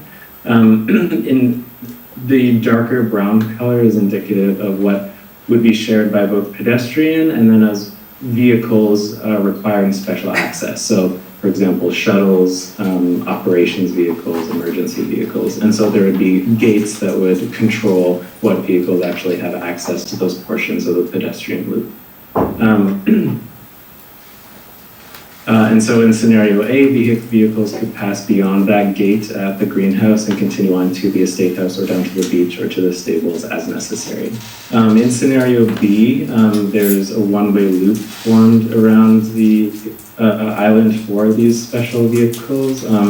However, we are making the recommendation in terms of the circulation strategy to proceed with scenario A, given the causeway constraints. So then that's the long-term circulation vision. So then the question is, how do you build this out in the shorter term to allow for early access to the island and some level of early access parking on the island? And so there's two ways that we could approach doing this. The first is you could sort of implement this two-way traffic on the northern causeway early. You could reconstruct that causeway and introduce this loop around the greenhouse. This would allow the southern causeway to become fully pedestrianized earlier. It would also allow there to be some level of ADA drop-off and ADA parking right outside what we've identified as the phase 1 restrooms. The con to this approach is that it would be more expensive in the immediate term, and there would be some trees along the northern causeway that would need to get removed and replanted. The second strategy, which we feel is perhaps a better approach for early phase access, is you do actually still use both causeways in the interim to form a one-way loop. You build a new access road behind the greenhouse that has parking there. And then that actually completes the loop. We also did investigate what has been recommended by some as, instead of building a new road to complete that loop, use the existing loop on the island to allow early access. So public vehicles would have basically be able to drive into deeper into the island, and the existing roads would complete the one-way loop. However, because we are trying to keep vehicles mostly to the west, we are trying to minimize their presence on the island. We do feel that this strategy of building the new road earlier when you enter the island is is better. And so the pros of this approach is that we feel that we can actually achieve this without removing a single tree. There would be no need for widening either causeway in the immediate future, which would mean it would be cheaper to implement. The con with this approach is that pedestrians in the interim would need to share the causeways with vehicles. And sort of the earlier phase ADA parking and drop-off would be slightly further away from the phase 1 restrooms. Michael? I'm going to continue to beat this until somebody convinces me otherwise, that there should be a counterclockwise loop on strategy 2, because it's a more natural flow around the traffic circle.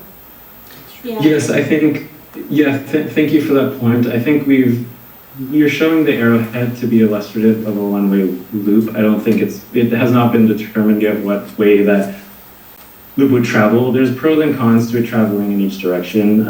The pro to having the one-way loop travel in direction which is drawn is that you build the habit of visitors entering the island by car on the northern causeway, which is ultimately our recommended long-term vision. The pro to going the other direction is that it's more natural when you're approaching from 23A, the access road. The first causeway you pass as you're approaching Grand Island would be that southern causeway, and so it's more intuitive in that respect. So that's the pro of doing it the opposite way. I don't think we haven't determined what way yet that loop would travel. This is just to be illustrative of a one-way loop happening. Yeah, I think, you know what, Michael, I think that a lot of people by nature walk in through the northern. So I see what you're saying about, the long-term kind of education, but wouldn't it make sense in this shorter if we had people walking against traffic? And if most people are walking in on the northern, then wouldn't it make sense to have cars come in on the southern? So you're always going in opposite directions? Yeah, I mean, I think just to be clear, I think this is going to need more study. I think the good news here is that we have narrowed it and we're starting to have consensus from all of the folks who have to keep everyone safe, that somewhere in between, I think these two is a good place to be. I mean, it is much easier to move ahead with strategy 2.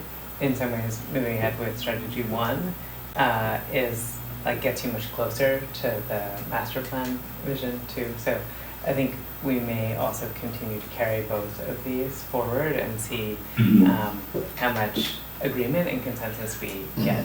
Yeah, I'd also from like all to. the other officials. I look and I see there's, on the loop, one-way loop, I like that idea, but we will be building road that it looks to me as if we will not eventually be using. Correct. Yeah. So that's the problem with that. So I think this is some of it, if we can co-opt, so you're only using the existing roadway the way it's being used now and you're not making improvements there, that would be, I think, a condition for making sense of this. So there's a way in which these could be phased a little bit together. If you go to the next, I think if Michael takes us to the next slide. Yeah, so I think to that, I don't want to get bogged down too much in the sort of nuances of these, but these are to illustrate that there are ways that these strategies could be employed and then expanded in the future.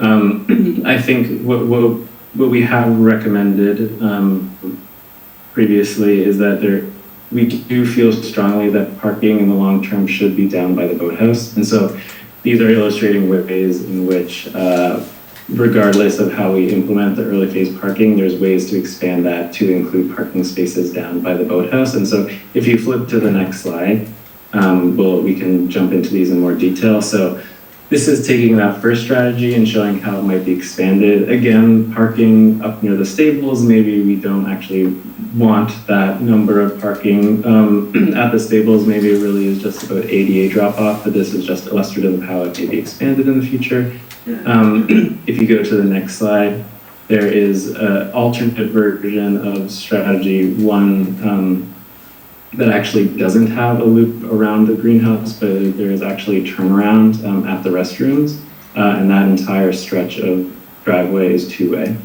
And then there is if we go to the next page, there is that second strategy where you are building that new road for early phase access, which again could be constructed without removing any trees, and you can see how that might be expanded in the future.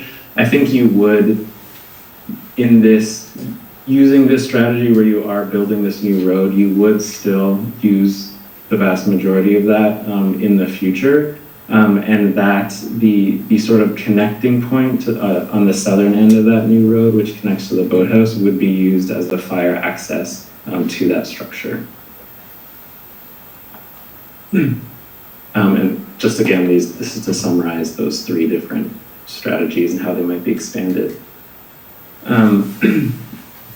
Next slide. Just to speak about open space, which we looked at previously in the survey.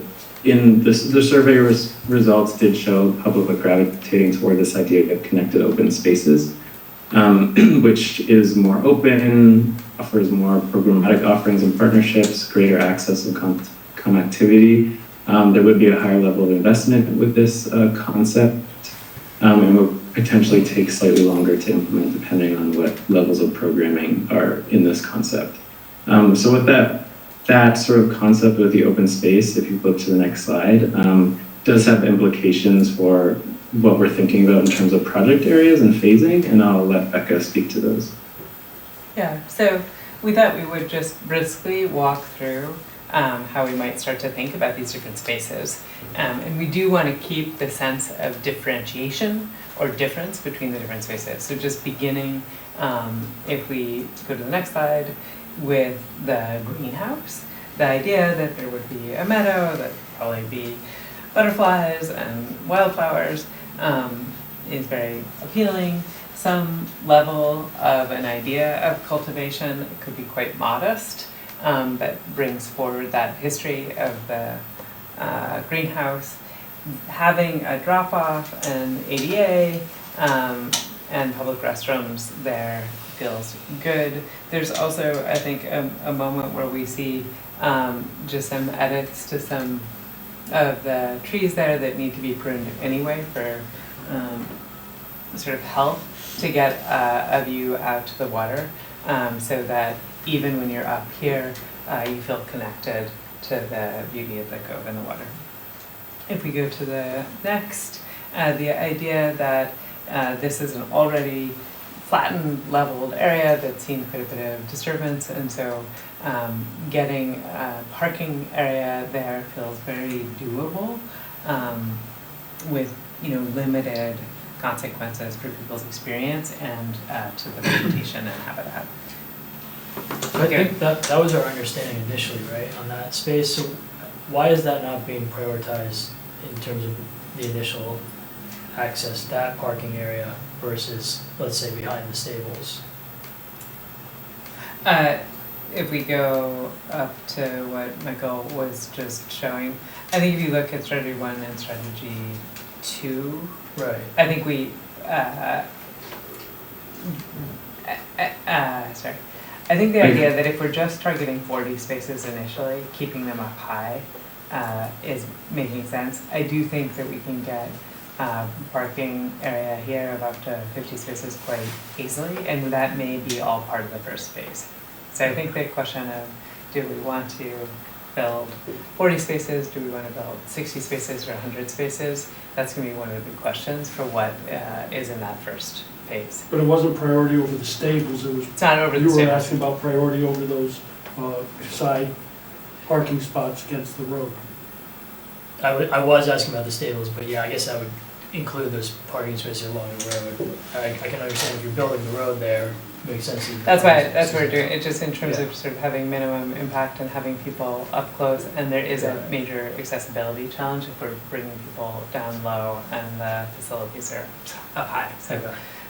But yeah, fair point. Then if we move ahead to the boathouse, I think that area where you're looking at over Ziegler's Cove is so beautiful that even if the boathouse is very expensive and we can't improve it or make it public, the idea that that space should be a great area for people to congregate and have a picnic. Feels really lovely. It's just a parking lot right now, so maybe for some people it's hard to imagine, but we think pretty modest improvements could make that a really fantastic place that you could drop your car and immediately move out there, and you have the backdrop of the beautiful boathouse building, even if it isn't animated. It's a pretty low cost set of improvements. We do see a need to add a gate to close off that causeway that leads off of. Becca, have you explored, with some of our boards or the EP about the ability to add 1 or 2 more fingers on the west side of the existing finger, just given the depth back there, to add more dock space? Oh, we have not. Well, we can do that. Docks that's were really interesting. temporarily, docks were put up there and then taken back down. I think that's really interesting. What we've mostly been focused on is trying to get the survey information here, because that structure is right at the threshold of whether or not FEMA is going to make it feasible. And unfortunately, we just learned that the floor elevations are all below the FEMA. So we were hoping that it was going to be above 14. It's several inches below that, much closer to 13. So we're in the midst of trying to make sense of what use we can make of the building, but we can add that question to what Because we're when you looking think at. about sort of the kayaks and Yeah, other things that they had, that could also be a launch spot. Or all the other kinds of boats that people have in the community, right? So Is that what you were thinking, Jim? Was boat, Yeah. a motorboat, or were you thinking kayak launch? No, you could have a couple extra fingers Yeah. for kind of visiting docks like they have in other harbors, but then you could also have, like they had in Rowayton, where they had one dock that was dedicated for, like 7 or 8 paddle boards. Right, okay. if we look at the next slide, this is thinking about that connected open space, the idea that the area from the stables can connect to Ziegler's, but also to Scott's, with opening some views in terms of an experience, and that we would work to make it so you can have a place to drop off vehicles, where we're showing the food truck pad if people want to stage an event. We've also looked at cutting a gap in the wall from the polo field, because if we're really making that a pedestrian experience, being able to walk and loop through the polo field feels really, really nice, and now you're cut off from that. So that's a pretty small edit to the historic fabric, but we think will actually really change the way it feels. I know this is picky, but I see a lot of times on your chart you refer to the polo field as public lawn. I was just wondering if we want to stick with the phrase polo field just for historic purposes in perpetuity, kind of like the polo grounds at Flushing Meadows or something. Totally. I think the stables in the polo field is pretty compelling. Maybe we should have some name voting options for our next survey. And public events. Polo fields. I like polo fields too. And All those in favor? I see you have some serious screening for the neighbors up there, We do, right? yes. So That's that good would to be see. supplemental planting. I think it feels like it's both in the interest of the neighbors, and then even as you're walking there, the illusion that you're very far away is, I think, one of the nicest parts of being on Great Island. And there are a number of places there where you're really looking at the neighbors, and it sort of takes away the illusion. So we think it works both for people who are coming to enjoy Great Island and for the neighbors to have some of those conditions be a little bit more dense, so you feel a little bit more like you're in the woods. There are, depending as you move, there's still moments of fabulous views there, so we think that that's a way to really try and control how people are experiencing it. I will say the reason we have not been saying polo field just for a little bit is that we are not thinking of it as a polo field, and there has been enough interest for a while about that history, so we want this to be a town lawn. We can call it a polo field, but we are not, maybe once a year, twice a year, there are special polo events. We aren't, that's not gonna be the primary program, just want to be clear about that. Right, and it's that whole area. It's the whole That's the area, line, yes, yeah. yeah. Right, so it will eventually be a little bit more like Sheep's Meadow or some of the more irregular spaces in Prospect Park or Central Park. We don't think it needs to keep the perfect figure of the polo field. And there are no sheep in Sheep's Meadow. confirmed. But there were, right? Yes, no longer. I don't think they played polo at the polo grounds. I think in terms of the White House area, as I think we've shared with you, our assessment is that this is one of the structures that, while it's still sad to remove a structure, given that we have a superabundance of architecture to program and invest in, this is the structure that we are confidently recommending for removal. I think if in the future there is a need for a public kind of education pavilion or something that's open air, but where you could have classes that are, or events or gathering, or people are watching their children, want a place to eat under shelter. This is a very nice place to put a very simple structure that could support activities at the stables and also at the carriage house. So just to be clear, you're not suggesting we convert the White House into No. an education center? No, we Okay, are not. I was We are not, wondering. yep, Okay. no. If we go to the next slide, the carriage house, I think we know that there's the wetland there. It's a sort of very strange space right now, I think because it is often swampy. And so we would like to build out that character and give it real habitat value, and not make it feel like a sort of wasteland, which it feels right now. It feels very neglected right now, like a very back of house space. And we think that it could have tremendous beauty, but also a sense of really connecting to Scott's Cove, and support the habitat and education, and it could link into this interest in boardwalks and experiential environmental. This picture looking at the front or the rear of the carriage house? Yeah, this is the rear, and you can see the roof falling in, and if we were to do a before and after, this could be very beautiful because there are these rock outcroppings. Right now, because it's so wet, most of the plants have died back. There isn't, it feels pretty derelict, I would say, right now. And because it's a wetland, we can't turn it into pretty much anything other than a natural condition. So we want to do that and make it better. Go to the next slide. Looking at the estate house, I think our sense is that it would be amazing if you start walking onto the island on that southern causeway and you proceed, and then you could connect past the end of that wall there, through the rocks, skirt the edge of where that terrace is, and just continue all the way to the beach. And if that was sort of everybody's typical experience, it would be like the shoreline walk up in Newport, or some of the great experiences up on Acadia, near Acadia National Park. It just feels like a very intuitive thing to do. And then if there did want to be private events or public-private events at the Estate House, you wouldn't diminish the public's experience of being able to walk around the island if you make that change. So we're advocating for that.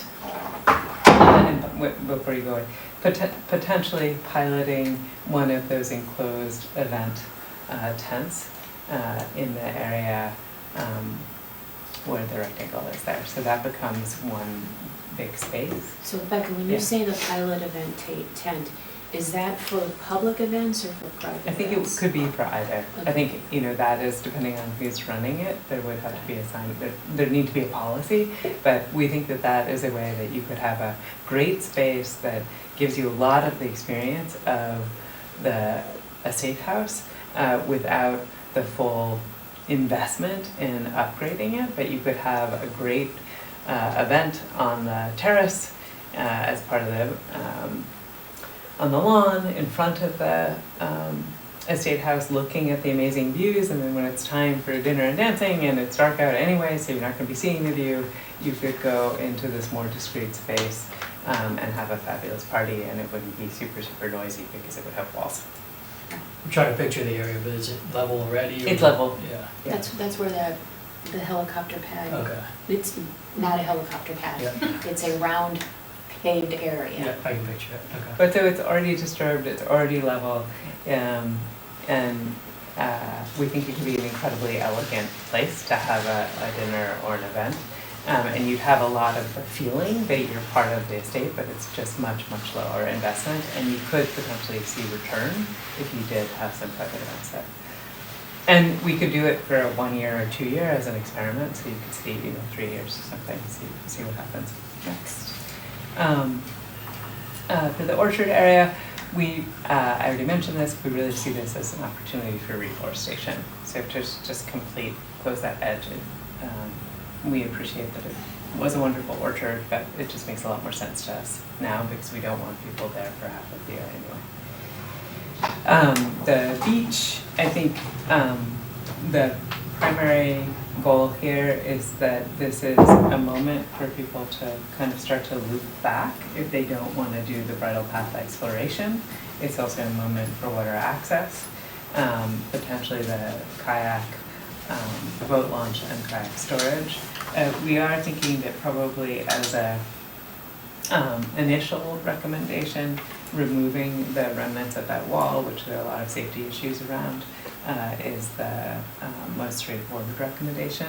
We have not abandoned the idea of looking to rebuild it and potentially have swimming there, but it's a much more challenging project to pull that off. So at least as a sort of more likely future, we are showing it being removed.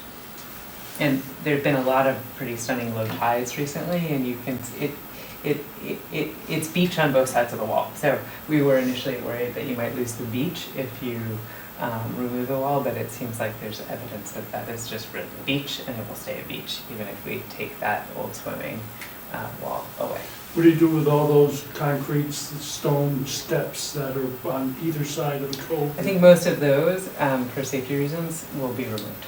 So I think in terms of a kind of most likely vision, having this start to feel quite natural, like a natural beach, is the direction. I think there's some really beautiful stonework there that if we can keep because of its sort of historic character and the craft, we want to do that. But there are a lot of steps that are going to require huge safety investments to bring them up to code and make them safe. And so our sort of provisional recommendation And is there's no to pull that up. historical exemption for things that are like this old and historic to be able to? There's a process for that, and I think there are a lot of features on the island that we will be pursuing that for. I think some of those conditions where it's just concrete and it's steps, it doesn't feel like that's where we want to have a big fight. So things like the causeway walls, which are lower than code requires, I think we want to get permission to keep them without having to build guardrails. Just as an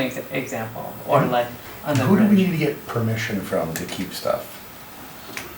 It depends. There's different thresholds of permission for a lot of different things. We need to compile a sort of complete report for you about all the permitting requirements. It's a different checklist for the different projects. But that's one of the reasons why we're starting to show these as project areas, because you define things as a project and then there's a process for getting your permissions for that project. If we go to the Playhouse, the Playhouse is truly an extraordinary place that has been closed off. We think it has a beautiful future, even for people who don't go inside.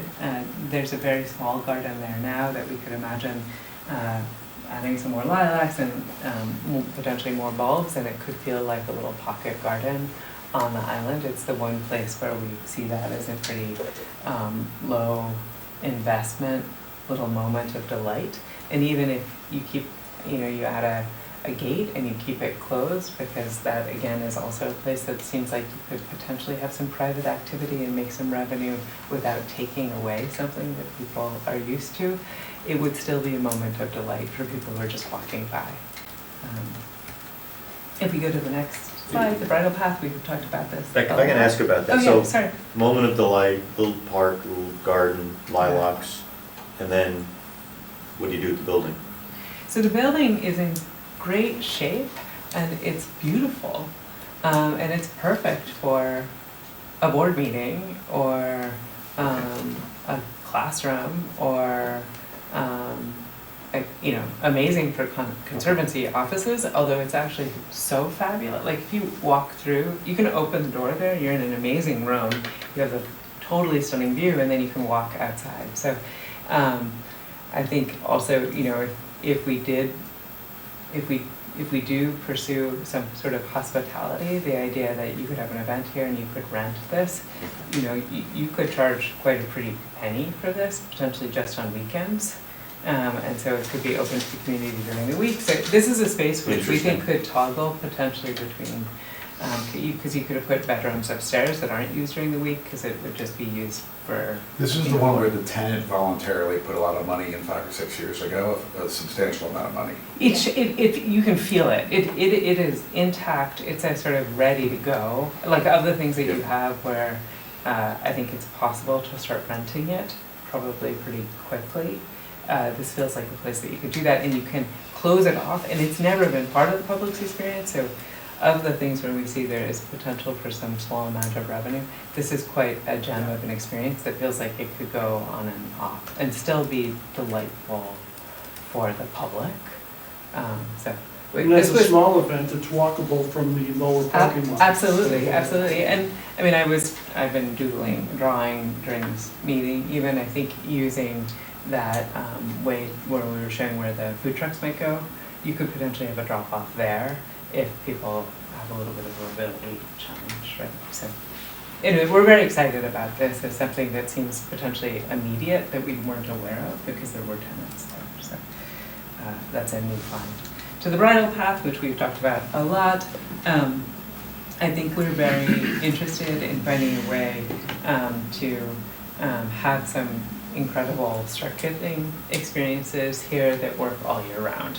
And that sort of eastern edge, and particularly the eastern southern facing edge, is really one of the most stunning areas on the entire island. And so finding a way where we're not doing a lot of damage, but that is part of people's experience is important here.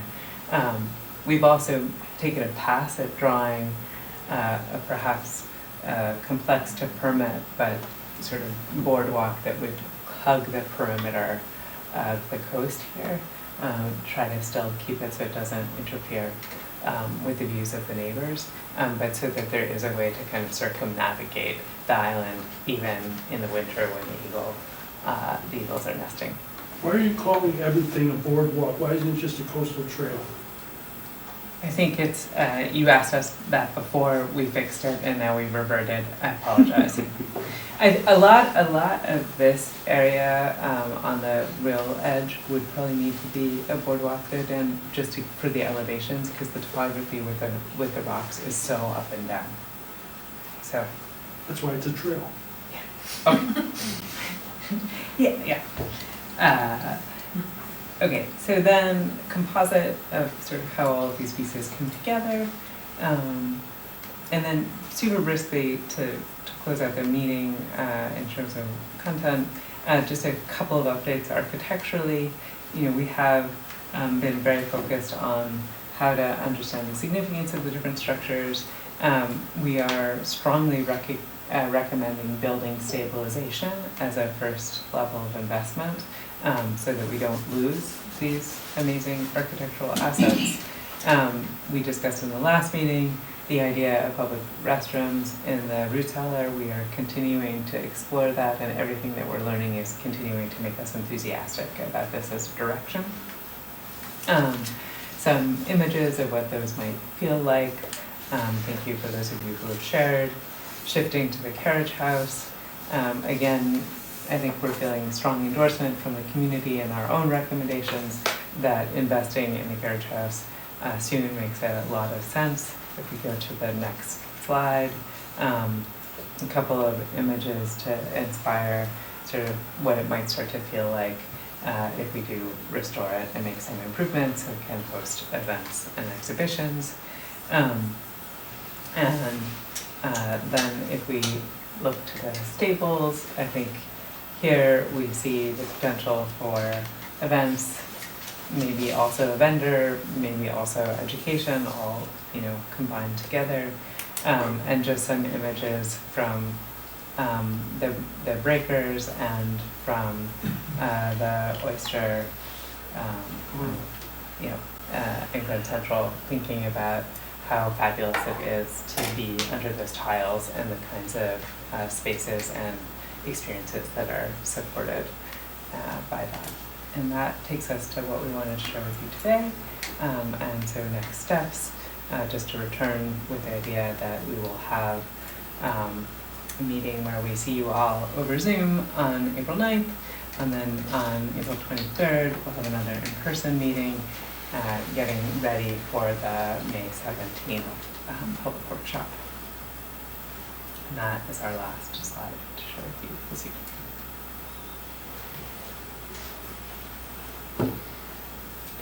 I wish you gave us more information. There's still a lot more we could have shared with you, but it's Well, I'm wondering, exhaustive. do we have to make decisions on any of this information before they actually issue a master plan draft? Or do we make all our approvals after we receive their draft? Because we've never said yes or no to any of these ideas, formally anyway. Well, I wonder, so right now our agenda for April 9th, Dan, is to focus on sort of phasing and governance and how to think about partnerships and finance as it relates to this. And I think we should have that conversation, and maybe we can we can remind you of these choices at the end of that conversation. And then if you could give us some feedback, I think that would be very useful as we prepare for the April 23rd meeting. Do you think this document, maybe even compared with, included with one before that, is that what you want our feedback on? If there are things that were like, kind of like hard no's or hard yeses on? Yeah, I think I think we're sharing things that you're like, I want to see more of this, or can we go into more detail, or like there's something here that this is just seems insane to us. I think it's very helpful if you share that. yeah, and we did have a lot of committee members did give feedback on this particular one. So thank you. It does seem like we're getting closer to parking and how the near term fits into the long term. And I think if we do want to make a decision there, it probably makes sense to include some cost estimates as well. Yeah. On the near term and the long term. That makes sense. Yes, Mike. And then, as I've said before, at some point, we have to have an idea, and the other town, bodies have to have an idea of what the carrying costs are on these structures. I understand the recommendation to stabilize them. Well, we have to know exactly how much it is to stabilize some of these structures on a yearly basis before we can make a judgment. I mean, I can't make a judgment and say, oh, you know what, let's stabilize, structure A. Okay, well, I've put that in the master plan, and then 8 months later figure out, oh, it's going to cost X amount to stabilize on a year-to-year, basis. But it's, because it just wouldn't be an informed judgment. And when it comes to the structures, those are terribly important decisions. I mean, we can tinker with access and activation. This seems to be working, this seems to be not. We can do a lot of things, but every day with these structures, every year, it's costing whatever the taxpayer dollars are, and we're gonna have to know that. Absolutely, and I know that there were some members in the community who participated who were upset at some of the, like how many ideas there were for the different buildings, but one of the reasons we're trying to put all those ideas out is it really doesn't make sense to have carrying costs for so many structures if you're not putting them to use. Right, I It's mean, it's not great to know all the great things that you can do, so you can make a judgment as to if you wanna spend this to preserve that. And to, in some ways, fairly understand what the carrying costs are. If it turns into a hotel and a restaurant, then potentially they're much lower carrying costs for you, right? So we're trying to get, so we need to get recipes that make sense so that you can evaluate. And I think the thing that, Monica does a great job making sure that we're moving through our steps and our paces. Oh, yeah. At the same time, right, there's a limit to how much we're gonna be able to determine. So part of what we're also going to hand over to you is, this is a set of recipes that you're gonna continue to need to evaluate, because we're not gonna have like every single answer for you in the next, 3 or 4 months. But we're a lot closer. Now, there have been a few people who said we're asking too many questions or throwing out too many different ideas. I mean, I know I've seen a few of those comments. I think the vast majority of what I've heard is people are excited that we're asking a lot of different questions in a lot of different areas. So I wouldn't change our strategy about collecting more feedback on more different things just because we've got a couple comments that are very vocal about not asking those questions. That we agree, and that's why I would encourage people to continue to provide feedback, right? We want to hear the feedback. We are narrowing, and we're going to be narrowing as rapidly as we can with the information that we have right now. I mean, Mike's good point, we're making decisions for 21,000 people. Yeah. Right. I think it would be good for people to understand what some of the options are for some of the buildings, because, yeah, the carrying cost is something, but, and I also think about, okay, we don't want to build a road to, you know, a structure where we're going to, you know, demolish it. So I think having some idea of some of the options, I like the before and afters here. I'm not sure that the oyster bar is going to work in the stables, but, you know, that's just me. But, you know, that way the community, our residents can say, oh, yes, you know, this makes a lot of sense. But I think we're looking for you to give us some of those Yes. ideas. It's easier for us to say yoga or, you know, a farmer's market, but some of the bigger concepts, we need your input. Okay.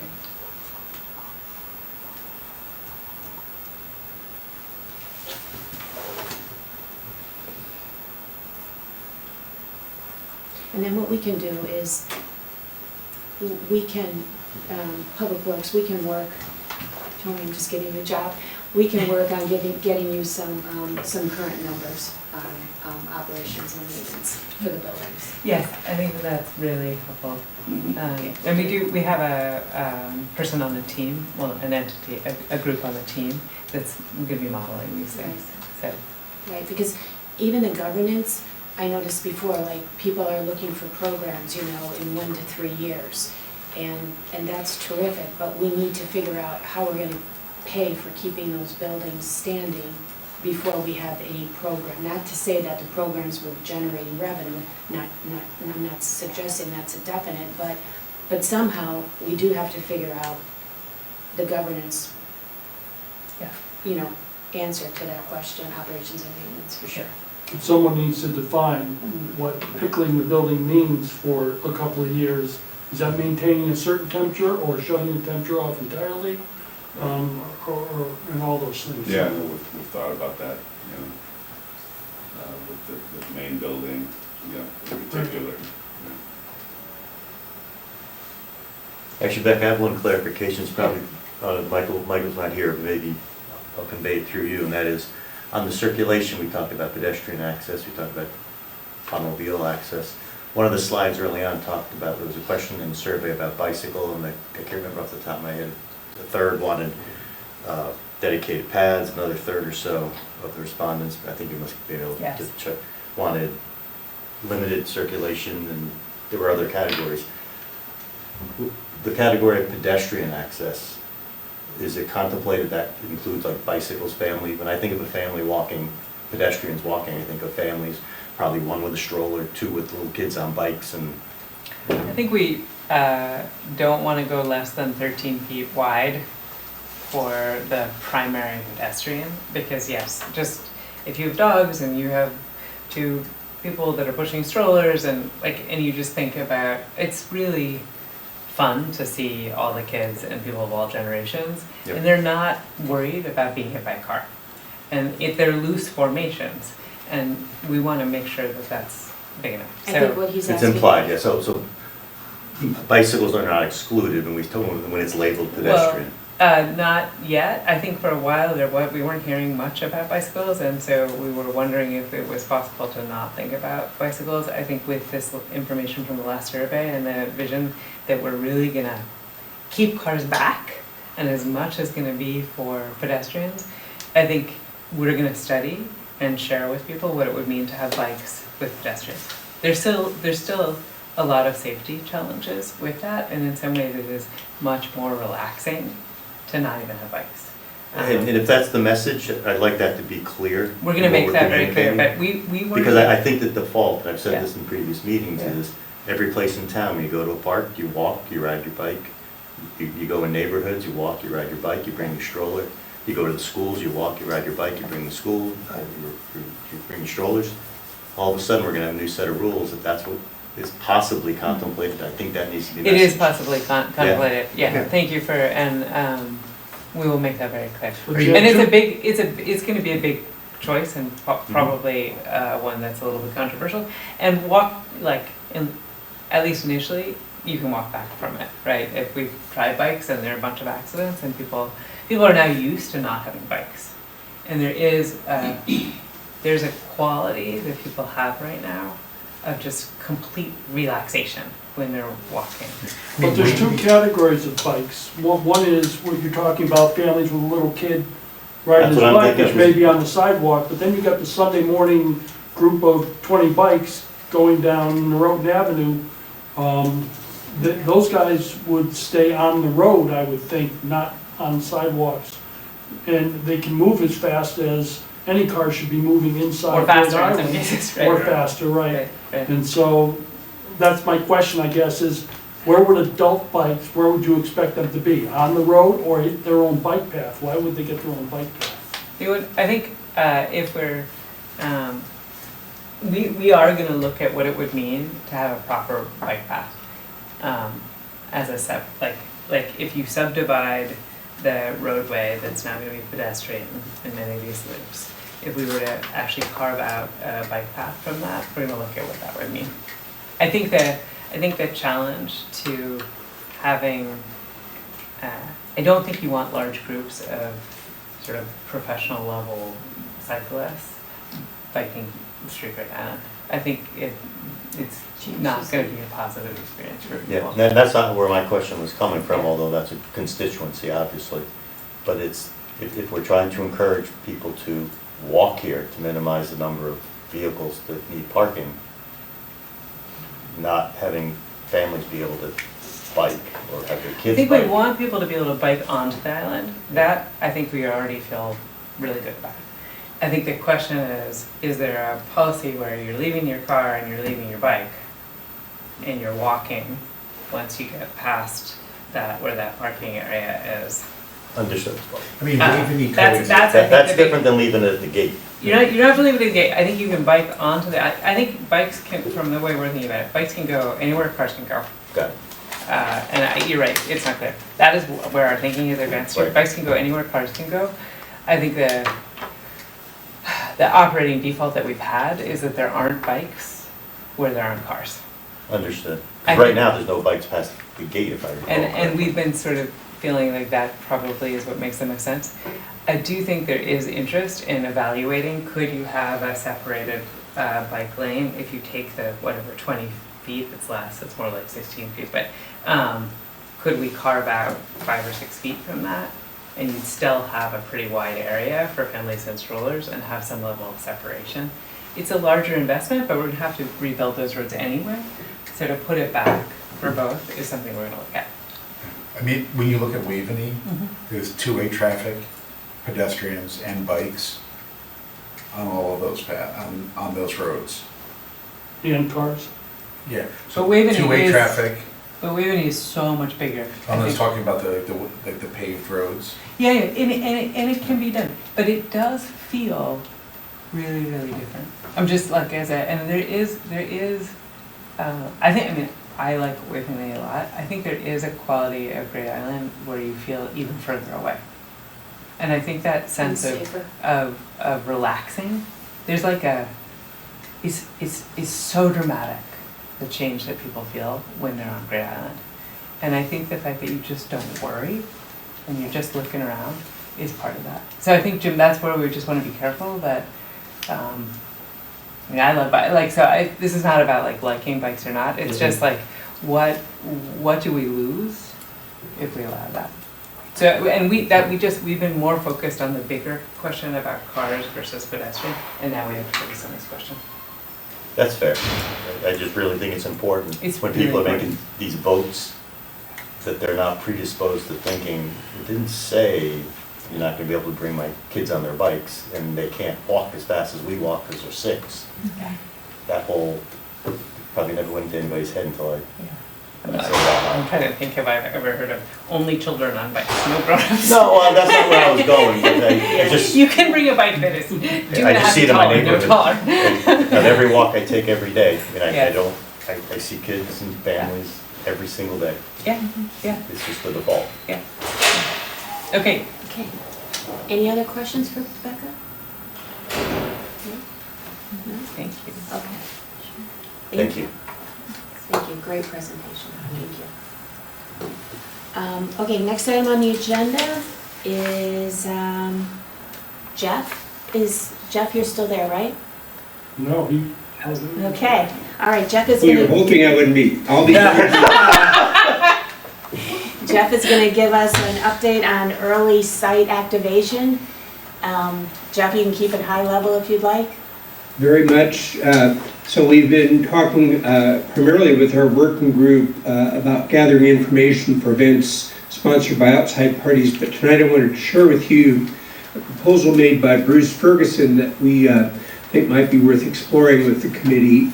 And this would be a town-sponsored, low-impact, fairly low-cost investment of placing 15 to 20 tables with 4 chairs each and some umbrellas in the courtyard of the stables. And the idea of this would be to give people a place to relax and visit during their visits to Great Island. So this has been run by Jeremy Ginsberg in Planning and Zoning, who said that it would require a special use permit for this activity. He outlined a little bit about what process would be involved. It's a pretty simple narrative statement of what we're doing, site map, and some photos of the site. The approval period would be fairly lengthy, 7 to 11 weeks, depending on when they could schedule the hearings, et cetera, et cetera. I think there would also be some considerations we would need to discuss as a committee as far as, who's responsible for cleaning the tables, inspecting for any damage, picking up the trash, et cetera. So I just wanted to present that to the group tonight and just get a quick sense of if you thought this was something worth pursuing further. And I'll pause and take any comments on that, and then I'll give you an update on our outside events work. I mean, it sounds like a really interesting, sort of low-hanging fruit type of item that's, worthy of, further investigation. I know that, at Cherry Lawn, I know there's at least one picnic table, there might be a couple of others, and there's probably a process that we have for taking care of those. It's probably not, terribly onerous, so I would certainly be interested in investigating this further. How'd you pick 15? Well, those are just kind of round numbers. I think if there's worth, or if people feel it's worth pursuing further, we might do a little sketch and just see exactly what number would make more sense, but that was just kind of a ballpark place to start, I think. I'm just thinking of $1,500 trash cans that the picnic tables and 4 chairs could run up some bill, I guess. Yeah, I think, Jeff, that would be one thing we would have to, figure out is, Right. how we would purchase that. And then I think the whole governance question of who will manage this. Is this, we really aren't using Parks and Rec for any of our work, so this would probably fall to Public Works, and so, yeah, and so I think, let's see if we have general interest in pursuing this, and then maybe we can come up with some solid questions, and you can look into some solid answers on them. Jeff, is the permit needed to have a picnic table on Great Island? Or is there the quantity of picnic tables that the... I think it's more the quantity, and that it would be I guess, in P&Z view, a substantial modification to what's already there. Yes. So if we were to have start with 4 or 3 picnic tables, does that require an entire planning and zoning approval? Yes, I believe so. I was the one that put the permit through. Is there, The application. so to even have a single table, it requires an entire permit? We can ask, but I don't know if we would ever want to put a single table, so I think the 15 to 20 was just an estimate based on the space. And Jeff, what did you think about if we added a picnic table or 2 out by where the statues are? It's probably the most picturesque type view, that area. Did you think about that? Well, this proposal, I think, was more to create kind of a communal space in an area that's already flat and kind of protected and a logical stopping point. I don't know that we had really contemplated, there could be other furnitures that would be desirable at various points, but I guess I might be inclined to wait till we get a little bit further in defining, the uses of the activity areas before we're citing individual furniture in other places. I think this would be a discrete thing that we could look at right now, but certainly open if you feel like we ought to be pursuing some other placements as well. Well, the wayfinding group will be looking at that as part of their proposal. So as far as putting benches and some things like that, garbage cans, things like that around the rest of the island. But this was to just look at one particular space and just to get an idea of what the process was and how long it would take and all of the different things that we really need to consider. If, given that the weather's getting nice out, if that process takes, a few months, do we need approvals from planning and zoning, like a special permit to put a handful of benches out there? Benches where, Jim? Like just whether you put a couple benches out by the mansion, maybe a couple benches, the Okay, boathouse. that's a separate question, so let's Yeah. ask him that. But is there? I'll answer the question that was asked. I am interested in this concept. Okay, I gotta be honest, I wasn't thinking anything quite of this scale. I can't think of many places in town where there's not something, an event or a restaurant or a bake shop where people gather in the scale of 15 tables. Maybe they will. So I'd be curious, I'd be interested in looking into it at a much smaller scale, and especially if a much, much smaller scale doesn't trigger some sort of overlay, rezoning, special permit. I don't know what the magic number is. yeah. I can't comprehend that one would, but I don't know the rules, because there's tables all over town. But in But as far as answering the question that was asked, I'm supportive of Yeah. exploring this. But in general, you feel 15 to 20 is too much, is that what you're saying? I'd be surprised if there's that Okay. kind of demand Okay, without something there to draw people. Sure. If you offer, coffee and free Wi-Fi and parking, yeah. maybe. I'm gonna, But I I'm just still don't going know. to, yeah, I'm gonna be straight up. The cell service there is very weak. Yeah, no, So- I'm trying to figure out, So would you're I go not- there? Yeah, I mean, to Mark, to your point, if you need to get a permit, you need to get a permit. Right, no, I'm not But in looking to terms avoid of a like permit. starting, I'd rather start with like a few tables, See if anyone uses it. and if they use it, we can always buy a few more. Yep. Yeah, I guess on that thought, I'm fully in favor of this. I would suggest go for approval for as many tables as comfortably will get through the process. And let's start by buying a few of them. If we need to have more, we don't need to go through the process again. We just need to add a couple of tables. Yeah. good idea. Kip? Great. Yeah, totally in agreement. I'm going to take that as a notice to proceed with some additional research, which we Perfect. can present at the next meeting. And I'll also note we're meeting with Reed Hildebrand on April 2nd to get back to the topic of gathering information for potential events by outside entities. And they're going to give us some recommendations based on the survey responses for some candidates. So we will be back in April with updates on both of those items. Wait, who's gonna pick the tables and the chairs? I remember this was a problem with the trash can. Behave over there. I don't know that we'll be ready to pick them. I just think getting a general idea of kind of the ranges, and I guess maybe we ought to also define what kind of tables these are. I had envisioned them perhaps more as round tables you might see at a poolside, not necessarily a picnic table, with a parasol over it if it is sunny outside and people want to get a little shade and sit down for a little while. Well, the same thing is that these tables should match whatever we're going to do going forward, so that we don't toss these, or have to toss these tables because we decided on something else later for the rest of the park, so. That's a great point, and Yep. noted. That means our architect should be involved in the decision of what these tables are. Yeah, I mean, I'd personally rather see a few tables starting off and not not be throwing stuff like pressure treated wood out there where it just doesn't fit. Yep. Hey, who's the guy that built the sawhorses from scratch? Good looking guy. Not him. See if he's available. Okay, if there are no more questions for Jeff, Jeff, is it cobblestone? What is the ground cover there? I just don't remember. Asphalt. Is it asphalt? Yeah. I think it's hot. In the Okay. courtyard, yeah. It's hot. Yeah. It gets really hot.